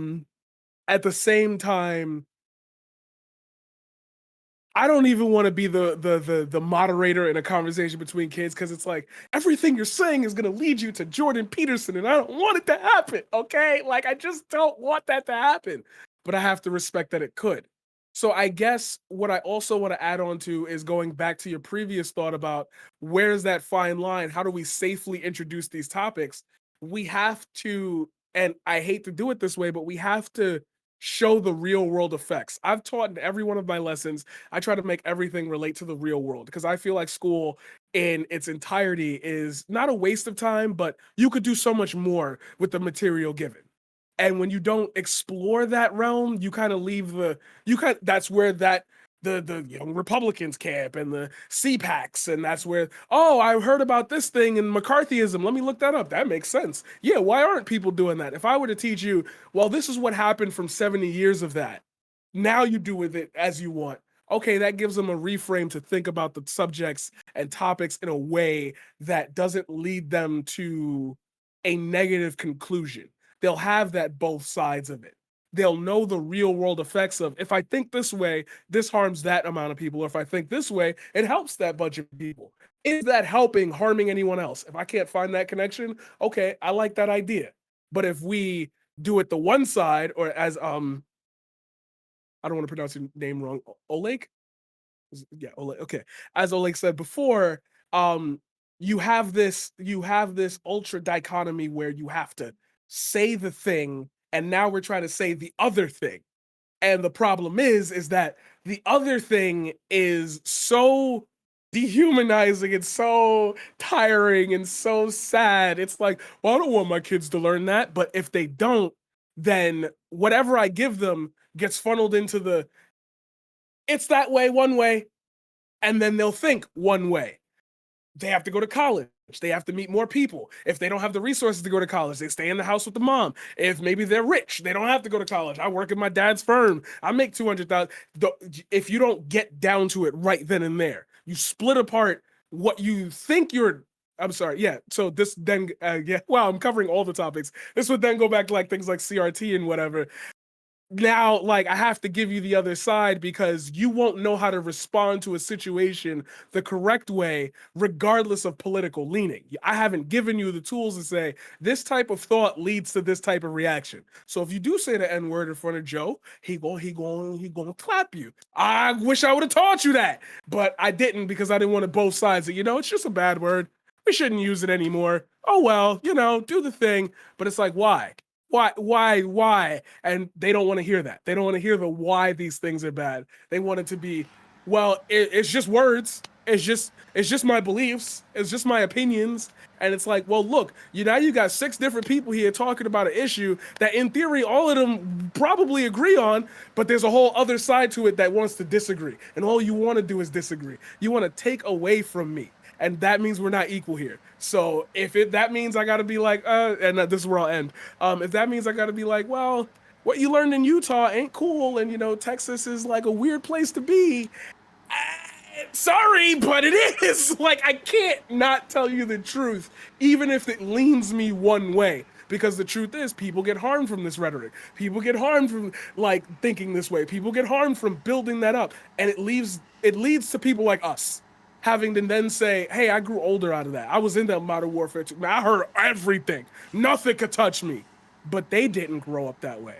And now I got to expose you to that. And when it challenges your beliefs and you don't like it, hey, that sucks for you. But like, I feel like I'm gonna get shot every time I go outside my neighborhood and a cop car roll by. Can I describe to you how that make me feel without you feeling like it's your fault? Because it is your fault, like systemically, but like it's not. And if we did this with kids, we'd have a whole generation that grows up that understands that. So they might not even run into these problems. They might still, fall into the pattern of the rich white kid and the poor black kid. But they'll unite on like, I see this is messed up. I could fund this for you.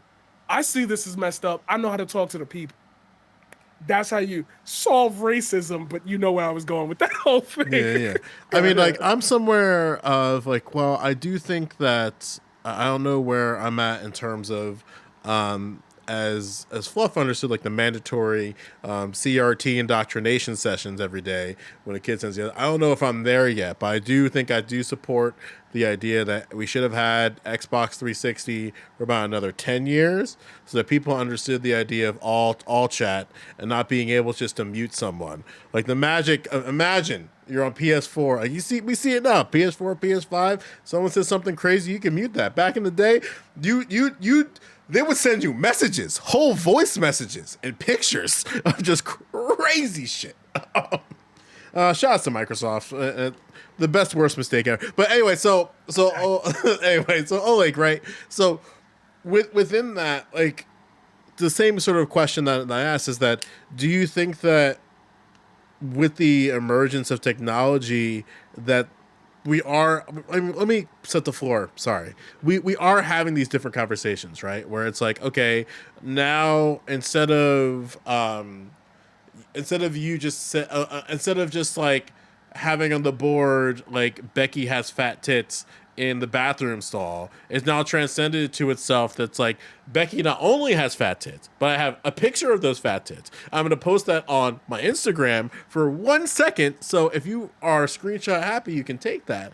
But yes, question is gonna meme a little bit there, is where does the same question, like where is there like a limit that we should have in terms of students' expression in their speech, or is that something that we should just kind of keep it like we understand, like we can have the consequences for the actions these students have, but not go as far as to say remove them from the school or something like that, or maybe you're somewhere elsewhere on that. Yeah, sure. Let me answer that. And I wanted to get back to a couple things that were said earlier. Just first things I wanted to mention this, which was I think you guys had mentioned really early on, the Loudoun County thing is actually completely astroturfed in a lot of ways. I mean, there's a lot of stories there. Matt Walsh went to go, right wing, Daily Wire, piece of trash kind of guy, bad take machine, of course.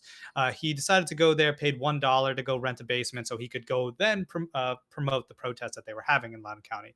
And so a lot of it feels to me like it was pretty there. I'm in the next county over, so I'm very aware we have the same type of let's put it let's say well-to-do people that have nothing else to do besides care about their kids, but they virtue signal about racial justice, but then not care. And about not to cut you off, fuck your roads. I understand like you can use a credit card for tolls. Like I went down to the anti-CRT session, and the one thing that blew my mind is that I'm able to use my credit card for a toll, but I took out $50 in preparation for tolls, and I got bodied.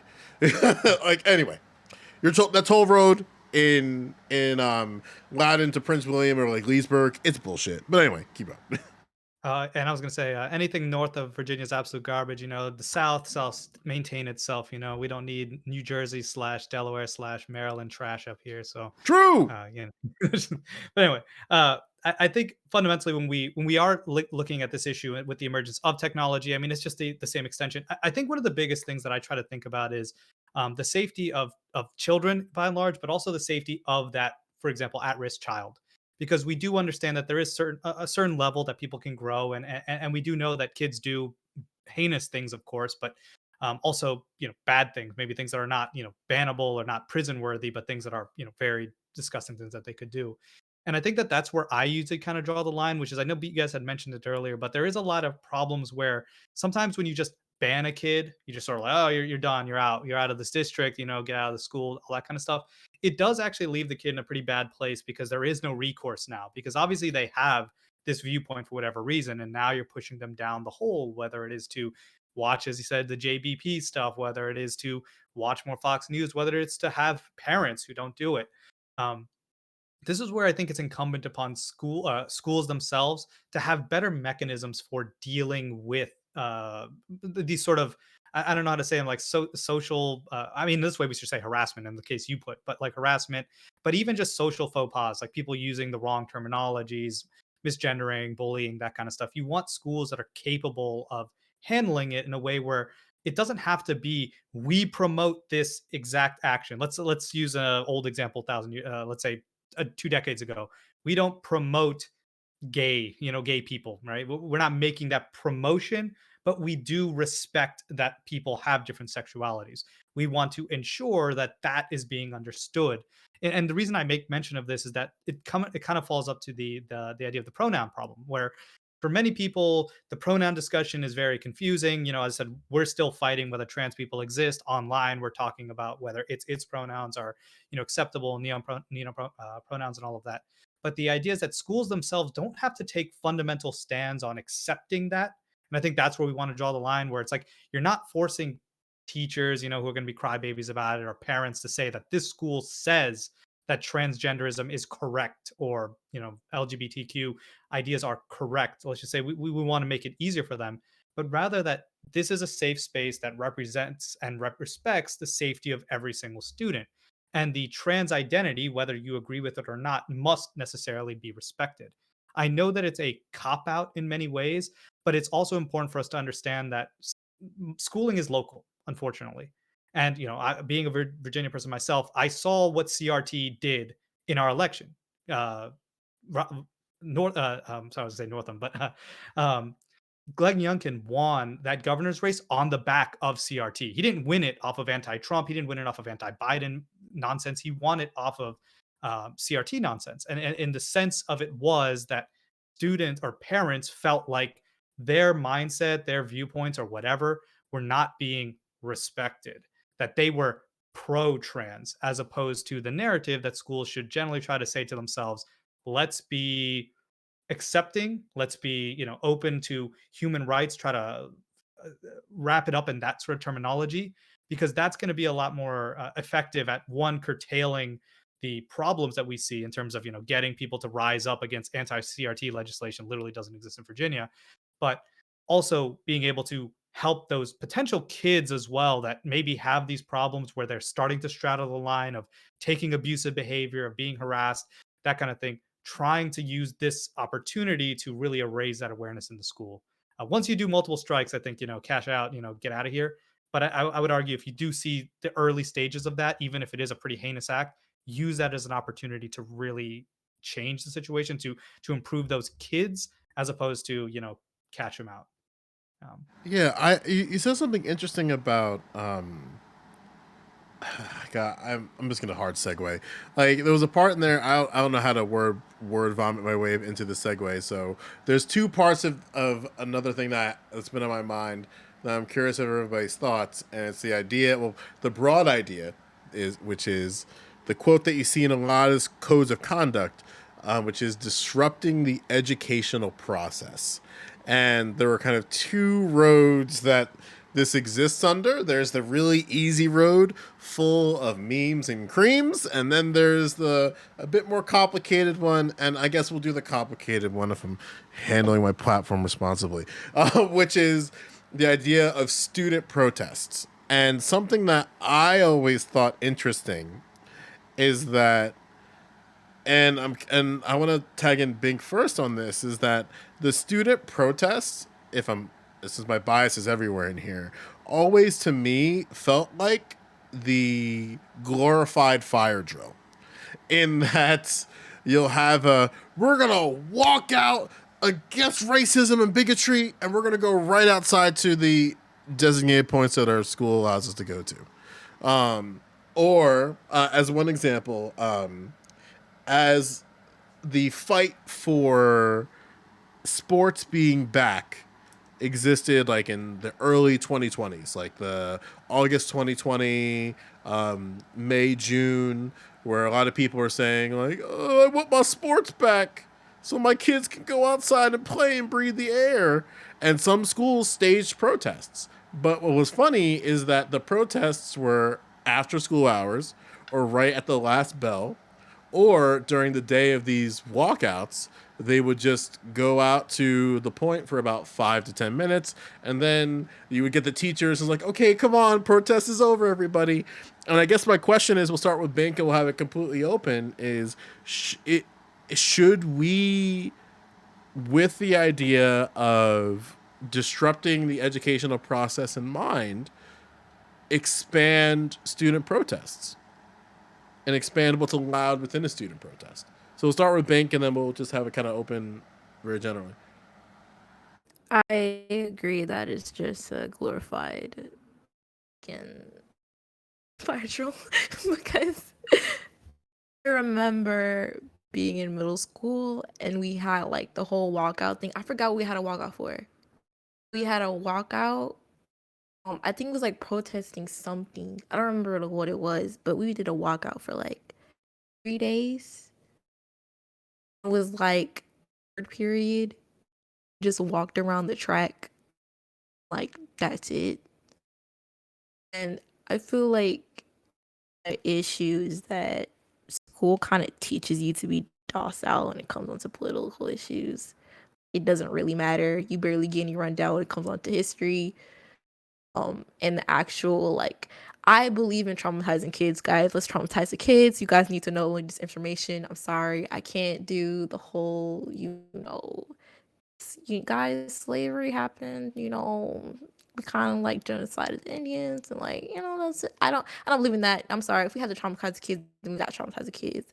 Because you get to learn to vote at 18. I know it's not a big voting block, but in my house, you gotta vote. I went to go like vote for the first time like last month. Voting is very important, and I feel like people don't have the tools to vote because of how school really and truly makes you docile. I think another thing is like how talking about politics is like taboo. I don't understand why that's a thing when it's literally part of every facet of your life. Everything's political for no damn reason, and it's not our fault. They're born into it. It seems like time's a good thing to notice it. I feel like students should have the ability to protest whatever the fuck they want. I genuinely do. Guys, let's protest the dress codes. That's start there. Start there. Start there in school lunch. Start there. And I think that having having adults dictate what you can and cannot protest is fucked. It's counterproductive what protest really even what's supposed to be for.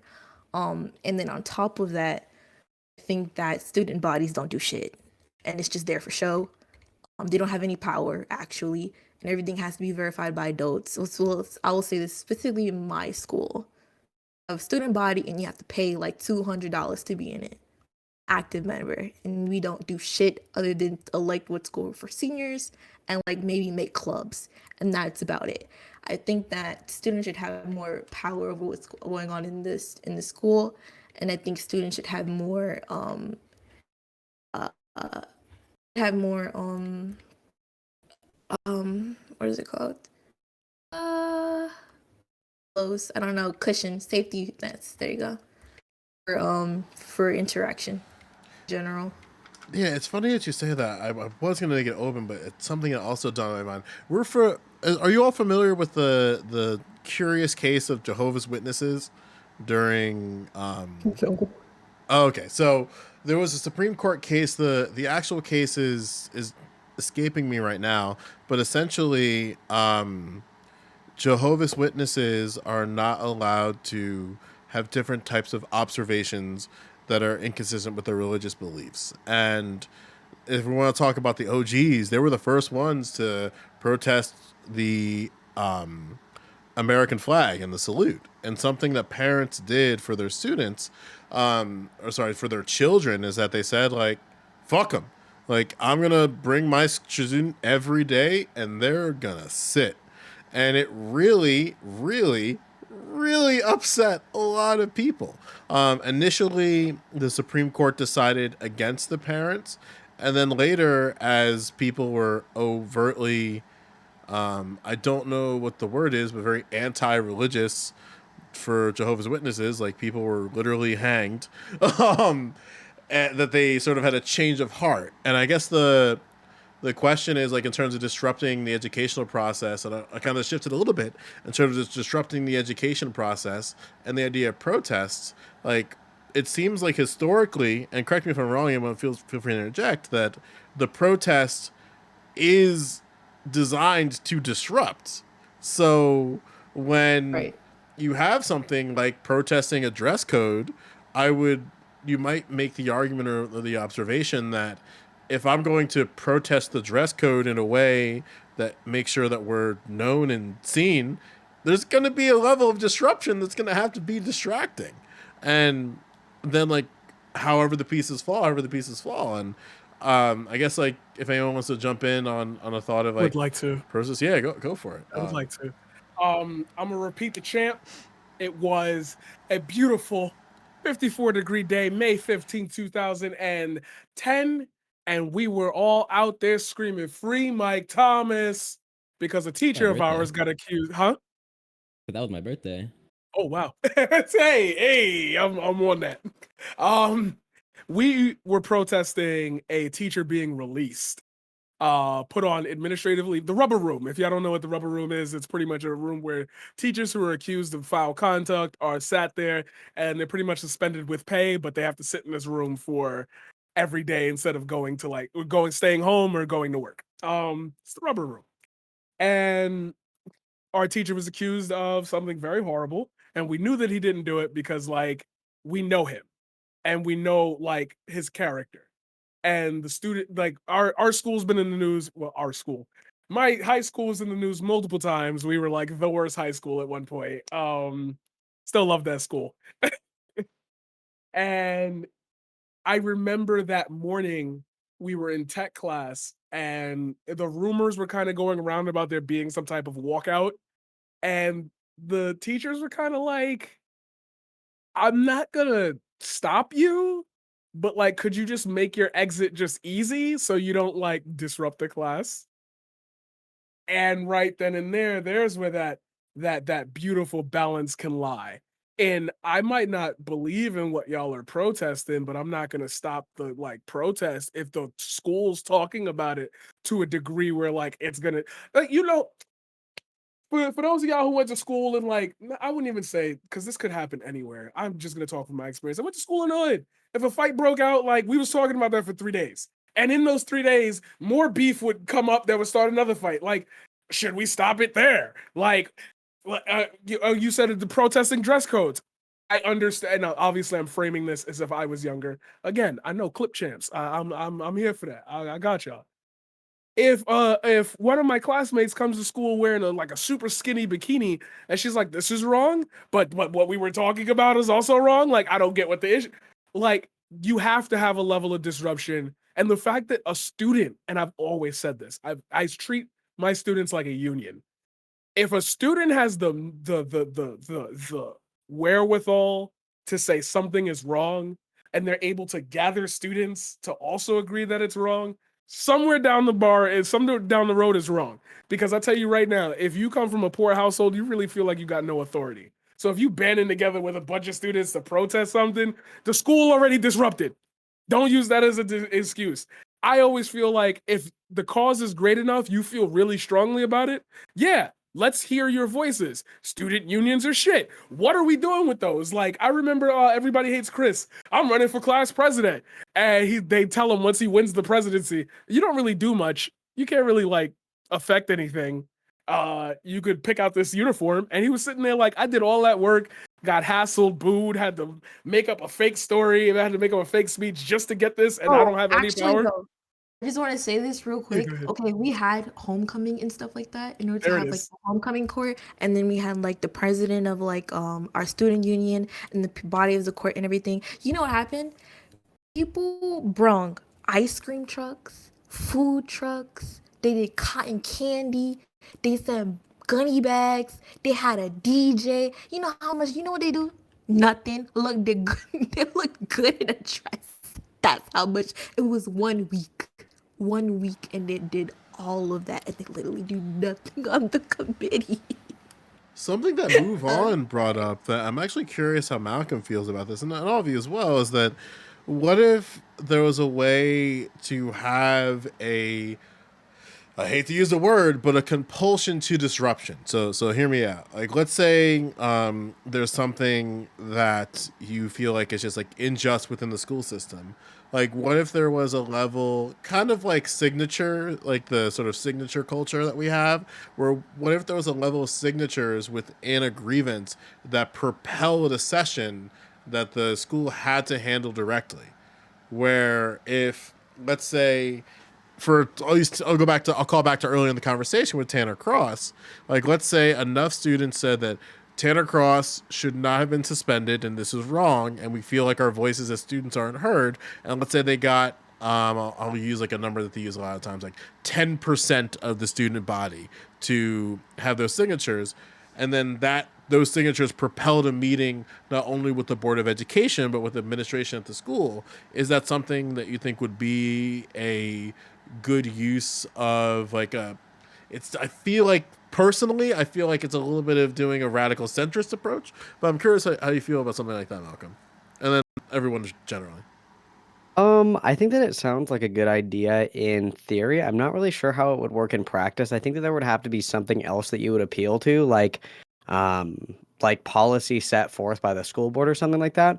Because I try and imagine it from a perspective of somebody who lives, like, say that you're the only trans person in like a school district in Alabama, and 10% of the school population says, fuck you, we're not going to use your pronouns. I think that there would have to be something that you appeal to that's a little bit higher than that. Like, I think that could be beneficial to like air out grievances that people have so that school boards can address them appropriately. But I worry that it could be misused in places where there isn't like a good representation of the people who are being victimized, quote unquote, by whatever kind of policy or whatever kind of behavior the school is engaging in. I think that it's kind of like a double-edged sword, but I think it's not a bad idea. I just think that there would have to be like a fail-safe to prevent like a bunch of people just being like, no, we're actually just going to like kick all trans people out of school and it's a 10% majority, so get the fuck out. Like, you know what I mean? Sorry, yeah, So I'm a pro streamer too. Like, Yeah, go for it. We'll go Bink, Fluff, and then open. Sorry about that. so I'm like finna yeet real quick, but I would say that one of the biggest grievances when it comes on to education is how the only thing for me as a student, the only thing I see is Common Core. That's like whatever for state, whatever, for, yeah, that whole thing. But I think that when it comes on to protections of like particular identities, people who are protected under the law, I don't understand why that's not extended towards school. Like that's what, at least that's what it feels like to me. Like we had the whole school code of conduct when school started, altered to include like for my district is altered to discriminate against trans people out of nowhere. And I'm like, what is this, where is this coming from? Because for me as like a student, not necessarily like trans people don't exist or anything like that. It's more of like what Paradigm said, these talking points just automatically become like being passed to legislature all of a sudden. Like you don't even hear about it. Like the ability to go out and try to change these things are so limited when it comes on to local elections. Like we're supposed to be like city board members, they're supposed to be city council members, they're supposed to be elected, and I didn't even know like who the fuck everybody was because nobody even had a website or no shit. Like everything was done behind closed doors. And I feel like when it comes on to people in like these protective identities in these persons, I don't understand like why it's not being consistent. I feel like if anything, you would want to protect the child. No, isn't that what every like quote unquote political ideology is supposed to be doing? Like protecting the kids. That's like one of the first things you see when a politician go onto the pedestal. So there's a kid who's trans or a kid who's gay or kids whatever X, Y, and Z. Like I didn't mean to make the alphabet joke. Oh my gosh, I'm crazy. Please don't attack me. But and please don't clip that. Remember, you have to be following my channel for a month to clip shit. So everybody, their mama, grandma, auntie. I don't understand why that's not one of the most mandatory thing. But I'm finna go because I have school tomorrow. Because I'm a Joe. You guys, I blame all of you guys. You guys are teachers, so you're gross. And yeah. Later, I'll watch later. yeah. But All right, Bink. Thank you so much. Thank you for coming through. Yeah. And I guess to one thing within that, because I do agree with what Malcolm said about the idea of checks and balances. but I also agree with what Bink expressed earlier, and that's like the school like office, like holding school office. You really don't have any power where you are essentially within a glorified position within the idea of like practicing civics, but then when you want to be able to practice civics, schools are very, it's, we want to do the politic and let you understand how politics work, but we don't want you doing politics. You know what I'm trying to say? Is that not literally like our real life, though? We want you to practice it, but we don't want you to have any actual power. I mean, but that's like that. Isn't that the problem, right? Like for so long, school has literally just become this place where we are creating a generation of kids that are going to be disinterested. If you do protests and you can't do them, wouldn't people start to grow up and realize, like, wait, okay, well, I can't protest because if I protest, everyone's just going to ignore me. I do think, Malcolm, you did bring it up about the trans thing. I think that that's where you really need to highlight, and that's where the school has to act as that in a certain way as a pseudo government where they're respecting or ensuring a certain minimum standard of rights. And the idea is you protect the rights of the minority, even though you're right. You guys like we talk about the good state of okay, lib county where a bunch of good old leftists come up and we fight for racial justice or we fight for that. But I'm 100% sure that you're going to have this whole right wing CRT business going on. Let's ban CRT discussions. Let's ban trans people. Let's ban pronouns. Let's do everything that we can. But that's where I think that, and again, this is, and I'm going to be the guy because I know for anarchists out there aren't going to like it, but I think that's where you have to have strong federal standards that have to apply ubiquitously across the country. Like I cannot accept that, and I have a big problem because again, I know very clearly, like for example, my school, my area, the county that I grew up in has a very good school system, and a lot of these problems were not endemic. I will argue I did go to school, Robert E. Lee High School, so questionable, of course, for a little while. They changed the name. I don't even know what the name is anymore. But the idea is that you do see those things change, but that's also because that's a good school district. And that can be so different than if you're in, I don't know, Tuscaloosa, or if you're in the middle of Texas, as people have mentioned many times over again. And so I think it really highlights that there needs to be a stronger federal power. And I think when you actually look at especially like, let's say other Western countries, let's say Europe and everything else like that, you actually do see a stronger federal control over certain mandates, in particular the type of rights that are being afforded to students, or that sort of thing. Maybe not as much on all of the curriculum itself. Like we did the opposite. We did the No Child Left Behind trash that George W. Bush did. It was okay, but it wasn't really a good attempt at that. But then we left all of the social stuff up to school boards and pretty much regressive parents coming up crying about CRT and Elvis and every other conspiracy theory in the book. I'm an American. You're not going to tell me how to live my life, all right? All right. Well, even Joe, what was the thing that you? Oh, you go for it, Fluff. I'm sorry. Yeah, absolutely. Go Joe, for it. what was the thing that you mentioned like at the beginning? You called it like conduct or something. You said the specific rule. Oh yeah. So to harken the call back to earlier in the conversation, there's like different types of speech, and then there's the idea of like a code of conduct where all schools have different codes of conduct, but when you look at the codes of conduct across schools in the United States, there's different levels of flexibility within that.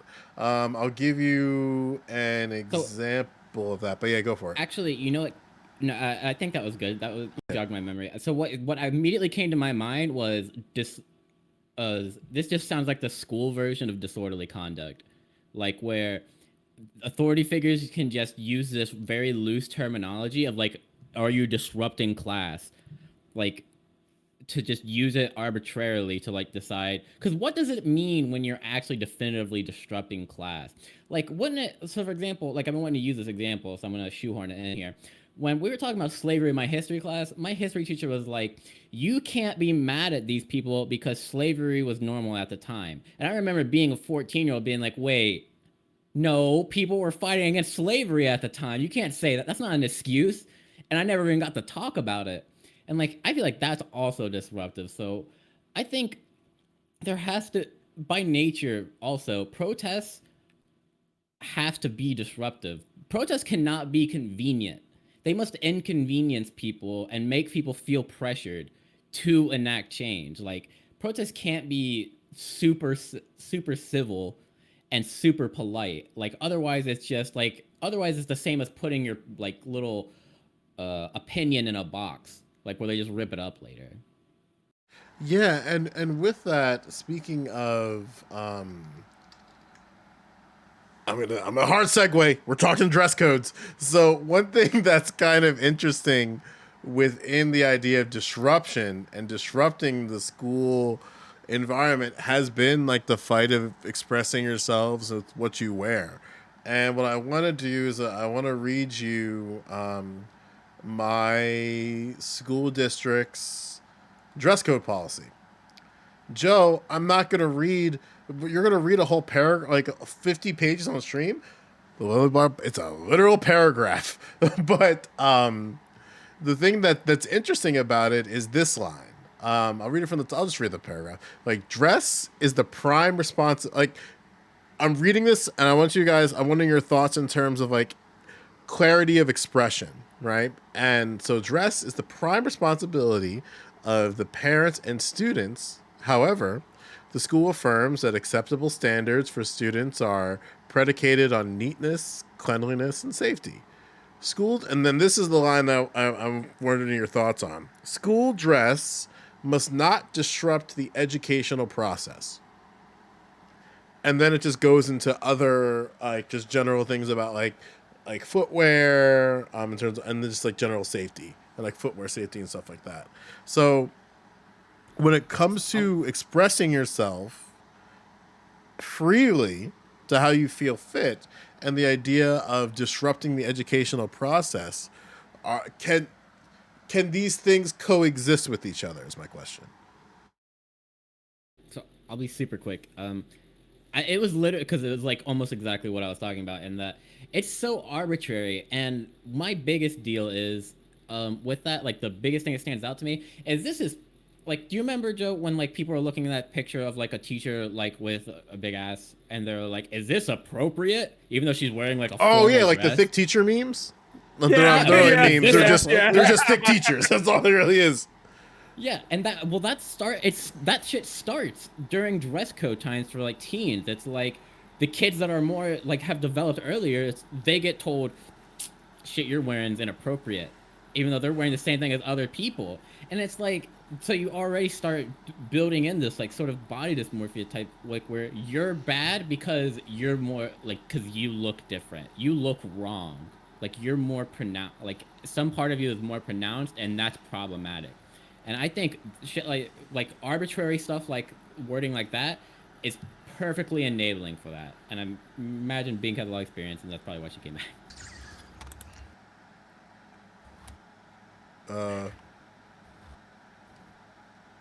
Hello, welcome back. I'm in Beijing because you're gonna talk about dress codes. Where are I leave?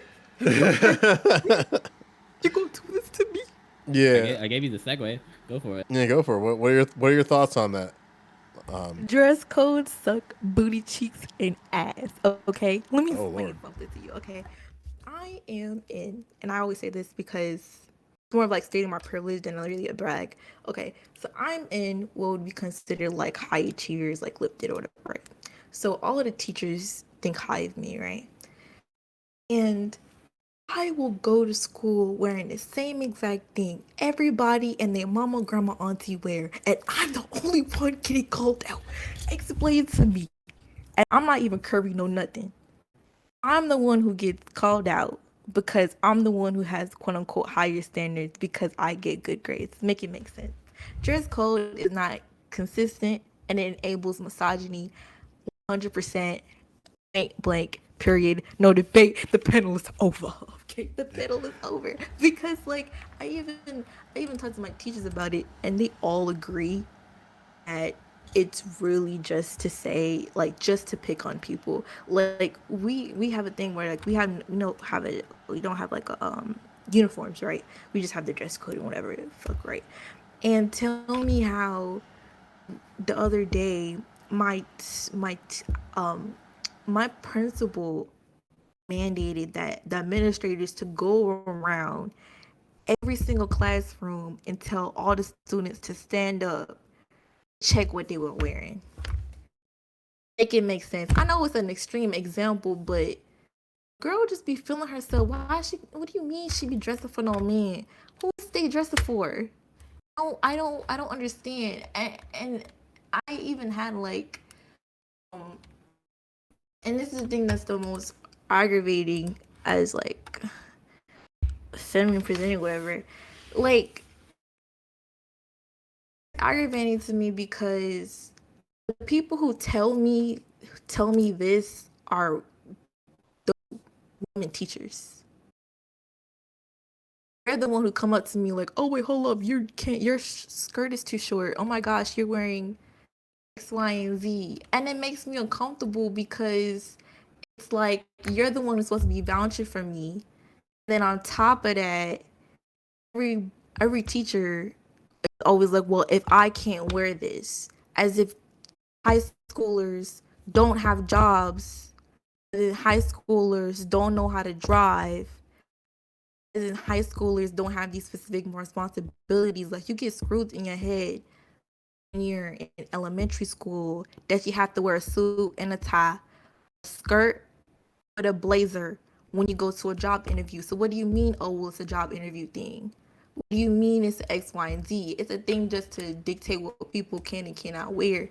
And it's really exhausting, to be honest with you, because not everybody is able to have the support they need and have healthy coping mechanisms. I 100% agree with having that in health. I'm sorry. I should not be paying no therapist to be telling me by myself. I think there's some general explanations about things that should be a general thing in health.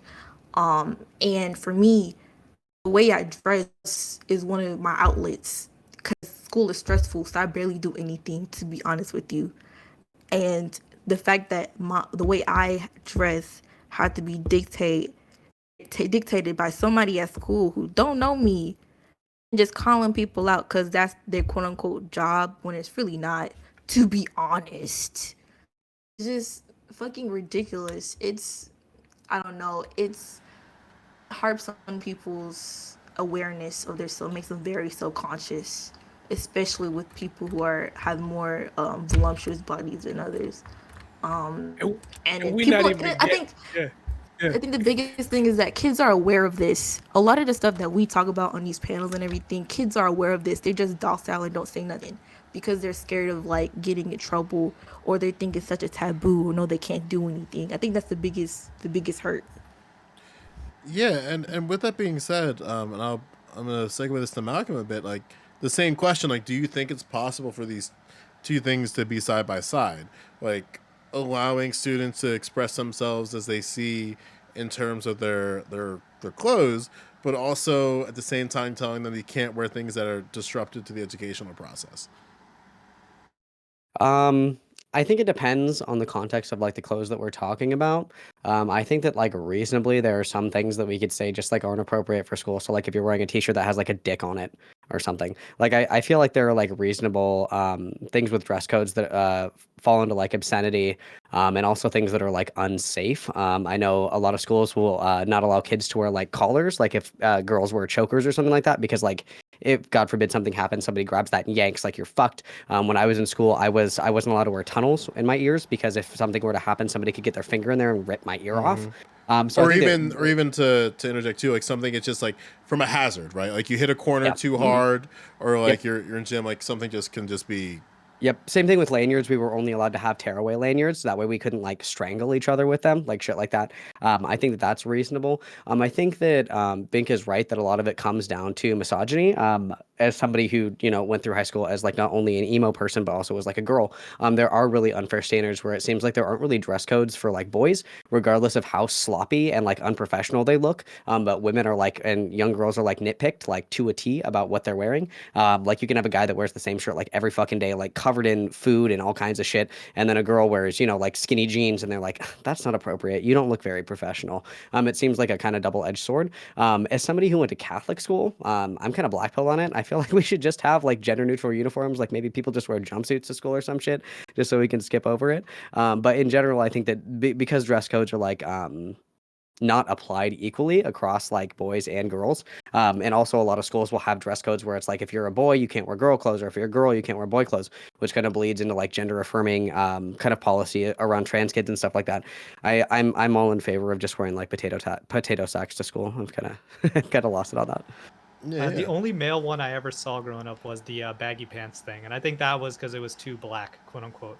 Like that was, they didn't like it. They were just like, baggy pants. That's the only thing I ever saw guys ever get. I went to a called out. really rough middle school, and people couldn't wear baggy pants because people would bring in weapons in their pants, and people would get like stabbed and shit. So that's why they were kind of rough on that. Yeah, but a thought that I had in this is that, like, yes, there are certain things I want to make sure that's like the record is set straight. Where like, if you're in a particular area, in a particular setting, certain articles of clothing can be off limits, and something that's kind of tricky is that explaining that in a way that is school appropriate. As an example, like if you have something or a known gang within your area, and again, particular group of people in a particular setting, then obviously you're going to have to make some types of restrictions, and maybe not even restrictions, but just as a teacher being wary of that particular article of clothing or that particular outfit. We had a situation when I was in elementary school, when I was in school, that there was a particular brand of clothes that if they wore it from top to bottom, it led to affiliation of a particular group. But it was such a niche off brand. I forget the name of it off the top of my head. But students like were affiliated with groups that had different types of criminal activity outside of school. Granted, it was like maybe one or two students that got hit with that, and it wasn't necessarily like a giant scene. They just kind of said like, hey, like change out of this during school, and it was like not a big deal. I'm curious how Paradigm feels about that, because I'm always really curious about like how like, God, it sounds like such a meme, but it's not. I wish people understood it's not. Where it's like, how do schools navigate with different types of clothing that could lead to particular affiliations that might be harmful to the student themselves or the student body at large? So glad you called on me, because yet again, and this is why I wanted to be a part of this discussion, this is my expertise in the real world.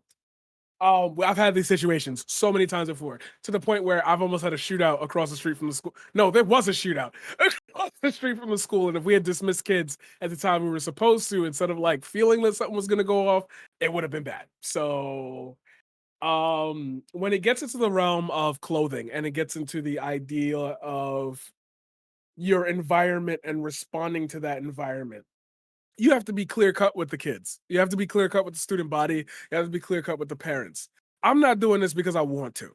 I generally don't, like, if I was speaking in that term, I generally don't care. But y'all, I've literally been in the auditorium when these meetings were going down, and they didn't say it this way, so I'm gonna say it the way they should have said it. Like, y'all know where we live. Come on. You know that there's like them people that be hanging out after school. We're trying our best to get the school environment to be safer. But one less thing that we could deal with is having possible identifiers, so they might get recruited, or they might get targeted, or they might get, oh, you're the brother of a Crip gang, and like I'm blood, so I gotta like clap him because in retaliation for something that happened, which ironically coincidentally was the thing that happened in the situation that I mentioned earlier. In that regard, then you have to give students something for the fact that you're taking away due to environmental factors not of their own. So the way we did that was we did by grade certain colors that were embroidered with the school logo. That gives you options. That takes away from you feeling stiff, and stuffy. I gotta wear the same uniform, especially, oh God, Catholic school. Yeah. I gotta wear the same uniform every day. And like, what if kids don't have laundry? What if this is okay? We give them 5 shirts every day, or on certain days you wear these colors. We'll communicate with you on which colors to wear for which grade. We'll do special events based on. You got to give them something. I feel like a lot of school districts, when it comes down to all the decisions that we've talked about today, they end up in this I say that all the time. They end up in this dichotomy, this weird ideal where it has to be all black or white. And when you're know your audience. If you're dealing with rich kids who can afford to like wash the clothes every day, who can afford maybe 2 or 3 of the French toast, I know y'all was around for that. The French toast outfits. Yeah, good. Okay, you can enforce a dress code because that's isolated to that community. It might be, let's say, Fairfax Community School. Like that's the building. Everybody goes there. When you leave outside of it, you could change, with your friends as you're driving home with it. There are less opportunities for worse things to happen. And that's just a fact of certain communities you live in. But when you live in a different community, when you live in a poor community, when you live in an environmentally unsafe place due to all the astringent factors, okay, if we're going to do this, we have to do something for them so that way they don't feel like it's punitive based on where they live, based on their I didn't choose to be born. Why do I have to, this is stuffy. I don't want to do this. Okay, casual day. On the casual day, we have more security around. We clear out different avenues. We can foster an environment where we can have both of those things exist. But for it to be just a slam down rule, girls can't wear this, boys can't wear that, it's like there's going to be a discrepancy. Then you get back into the protest thing. That's like, well, how are people supposed to protest without disrupting? Like, apparently, if a girl wears anything that's not knee high or lower, all the boys will get that. Okay, teach your boys. Like, then you see how even trying to have, this is what I said earlier, trying to have the other side speak makes you immediately go to like, well, if you want that, then I'm gonna need something. And I feel like we're not getting nothing. So can they exist in the same space? Yes, but that would require an allotment of thought to actually caring about students as citizens of a body, as people you take care of. And how do you want them to feel comfortable with it? We don't do the two sides of that. We just go, all that's banned because that's bad, and leave it to, well, why is it bad? Why is it like my friend wear red all the time? He go outside, he don't get hurt. Now that starts that conversation. Why does that happen? Can we enhance on that? Can we ask him about it? Like, do you know the safe spots? Oh, we don't trust children to divvy that information. But you teach here, but you go home on the Metro North all the way. You don't know anything about this neighborhood. You're here for the check. Oh, well, see, how can we mix them if we don't even have people from that environment? We have to build that. And that's where that will be allowed to exist. So my TLDR will be, yes, they can exist, but it like a lot of things that we've talked about would take a miracle of consciousness. And I don't see that happening too often. So, do what you got to do. I'm not saying, come in there in a crop top and flex you, but like come in a crop top, especially when it comes to the identity, transgender identity. Like, maybe somebody wants to wear a dress and doesn't present as a femme. Why am I banning that? What does that do? Oh, that causes classroom disruption. That's because you didn't teach the kids nothing about it. So now they're all saying, why you wearing a dress, bro? Like, come on, that's for girls. And okay, your classroom disruption is based on the fact that you didn't do enough work. Why should I be penalized for that? So I can't even get, God damn, I just said I'm going to end on that. But I can't even give you that because if I gave you that, I might as well give it all to you. Like, or you could just leave me the fuck alone. And maybe that would solve a lot of your issues, because where the chips fall at the end of that, you can solve those issues. You can stop the fights. You can stop the aggression. You could put us in a space and say that, obviously not naming because you don't want to put anybody on the spot, but there are these type of people. They do this specific thing. Leave them alone. They don't bother you. They're the same person, same human being. You interpret that because we never gave you the background on that. We have to give the background as teachers, as adults, as this generation who survived all the worst horrors of the internet. Like, we have to give that to them. And that's the only way those two will coexist peacefully. Yeah, I want to, I hate to do this. I'm doing it to my audience. But I do want to thank you guys for coming through on this. I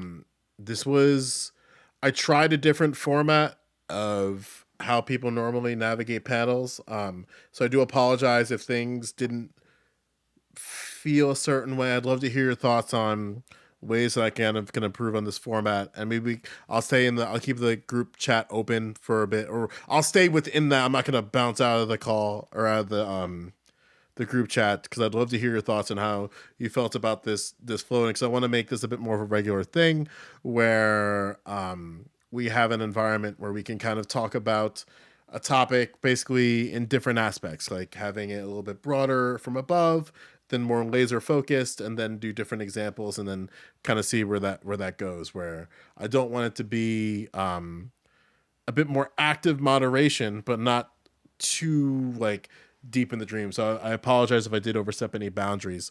I do want to give everybody an opportunity to show themselves one more time, and feel free if there's anything you want to post within my chat or anybody, well, not anybody else's, also just within my house, where like if you want to come into my chat and post any links and stuff where people can follow you, that might be different as Malcolm described as their tag, and feel free to do that, and I'll make sure that so I'm also going to put this on YouTube. I'll make sure that also exists within the YouTube description. So I want to make sure that your people, if they did enjoy, I'm sure everybody enjoyed what you had to say, but if they did or didn't, whatever, however they want to come in contact with you, they have the vehicles and channels to do so. So we're going to start with Sergeant Peppers, a.k.a. Malcolm, a.k.a. SAR9 and Peppers. I know, I had to change all that. I'm so sorry. It's very confusing for people.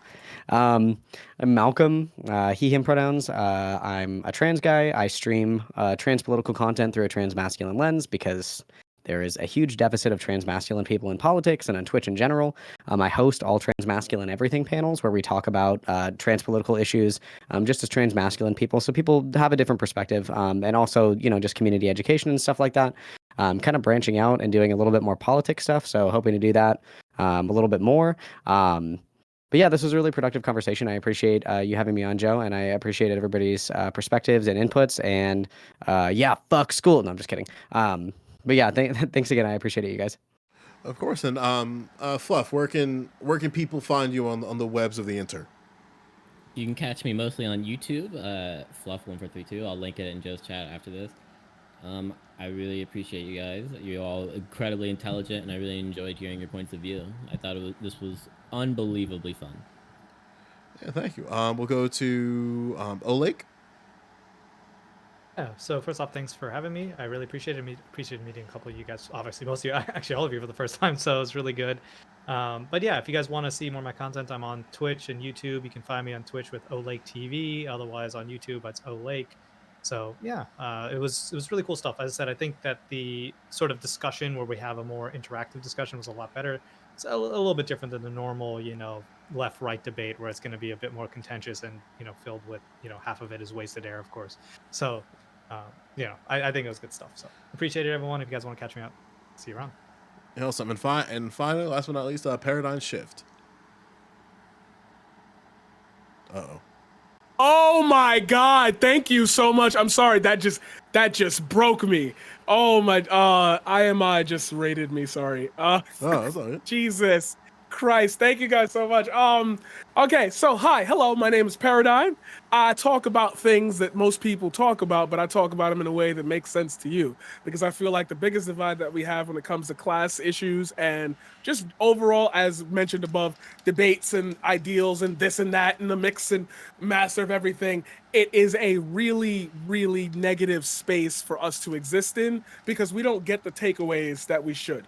We debate things all the time that make us feel like, well, why are we even debating it? I talk about why we're debating it, why right-wingers care, and why they're wrong. I usually don't get to talk to a lot of Black creators, so this is actually kind of a cool thing. I have really, and I'm not gonna lie, like I grew up on the Hassan, the Vosh, I got into this a little late. I run for office. If you'd like to find me anywhere, I'm gonna post these links in his chat. So do me a favor, follow me real quick. Twitch.tv/these_paradigm_shift. If you're looking for me on YouTube, I post there semi-daily or daily or whenever my ADHD doesn't act up or I'm not depressed. YouTube.com/TheParadigmShift, no underscores, Twitter.com/MarquisParadigm. And if you're interested, I do poetry and other stuff, and I'll be linking that as well. I'm a really good one. You should try it. But yeah, if you're ever interested, I would love to talk to you guys more. Love to have I hate to take your debate panelists, but I don't get to talk to people a lot because I am a new streamer, a young streamer, and I try to bring that energy, bring that heat, but also try to have good conversations. I'm sorry to keep going, but this is a good one. I really enjoyed it. It was nice to finally hear people's opinions. I know that we pretty much landed on the idea of agreement, but we all built from that, and we all came out with more understanding and more nuance of our ideas. That's a conversational debate. That's where we should be at. So it was really nice to be a part of this space. I feel really, thank you for replying. I thought you weren't going to reply to me, and then you locked me out of the room for like 5 minutes as you got started, and I was like, no, Joe, I'm a Discord boomer, okay? Shout out to Nemo, who built the ship and then gave me the keys to the ship, and it's like, am I doing this okay? With that being said, I hope you all have a great rest of your evening. Feel free to stay into this call and do what you have to do. It's locked, so like there's not going to be anybody coming zooming in here after I leave. But yeah, I hope you guys have a good rest of your evening, and doors are always open if you want to have more conversations and stuff like that. I'll keep you guys in my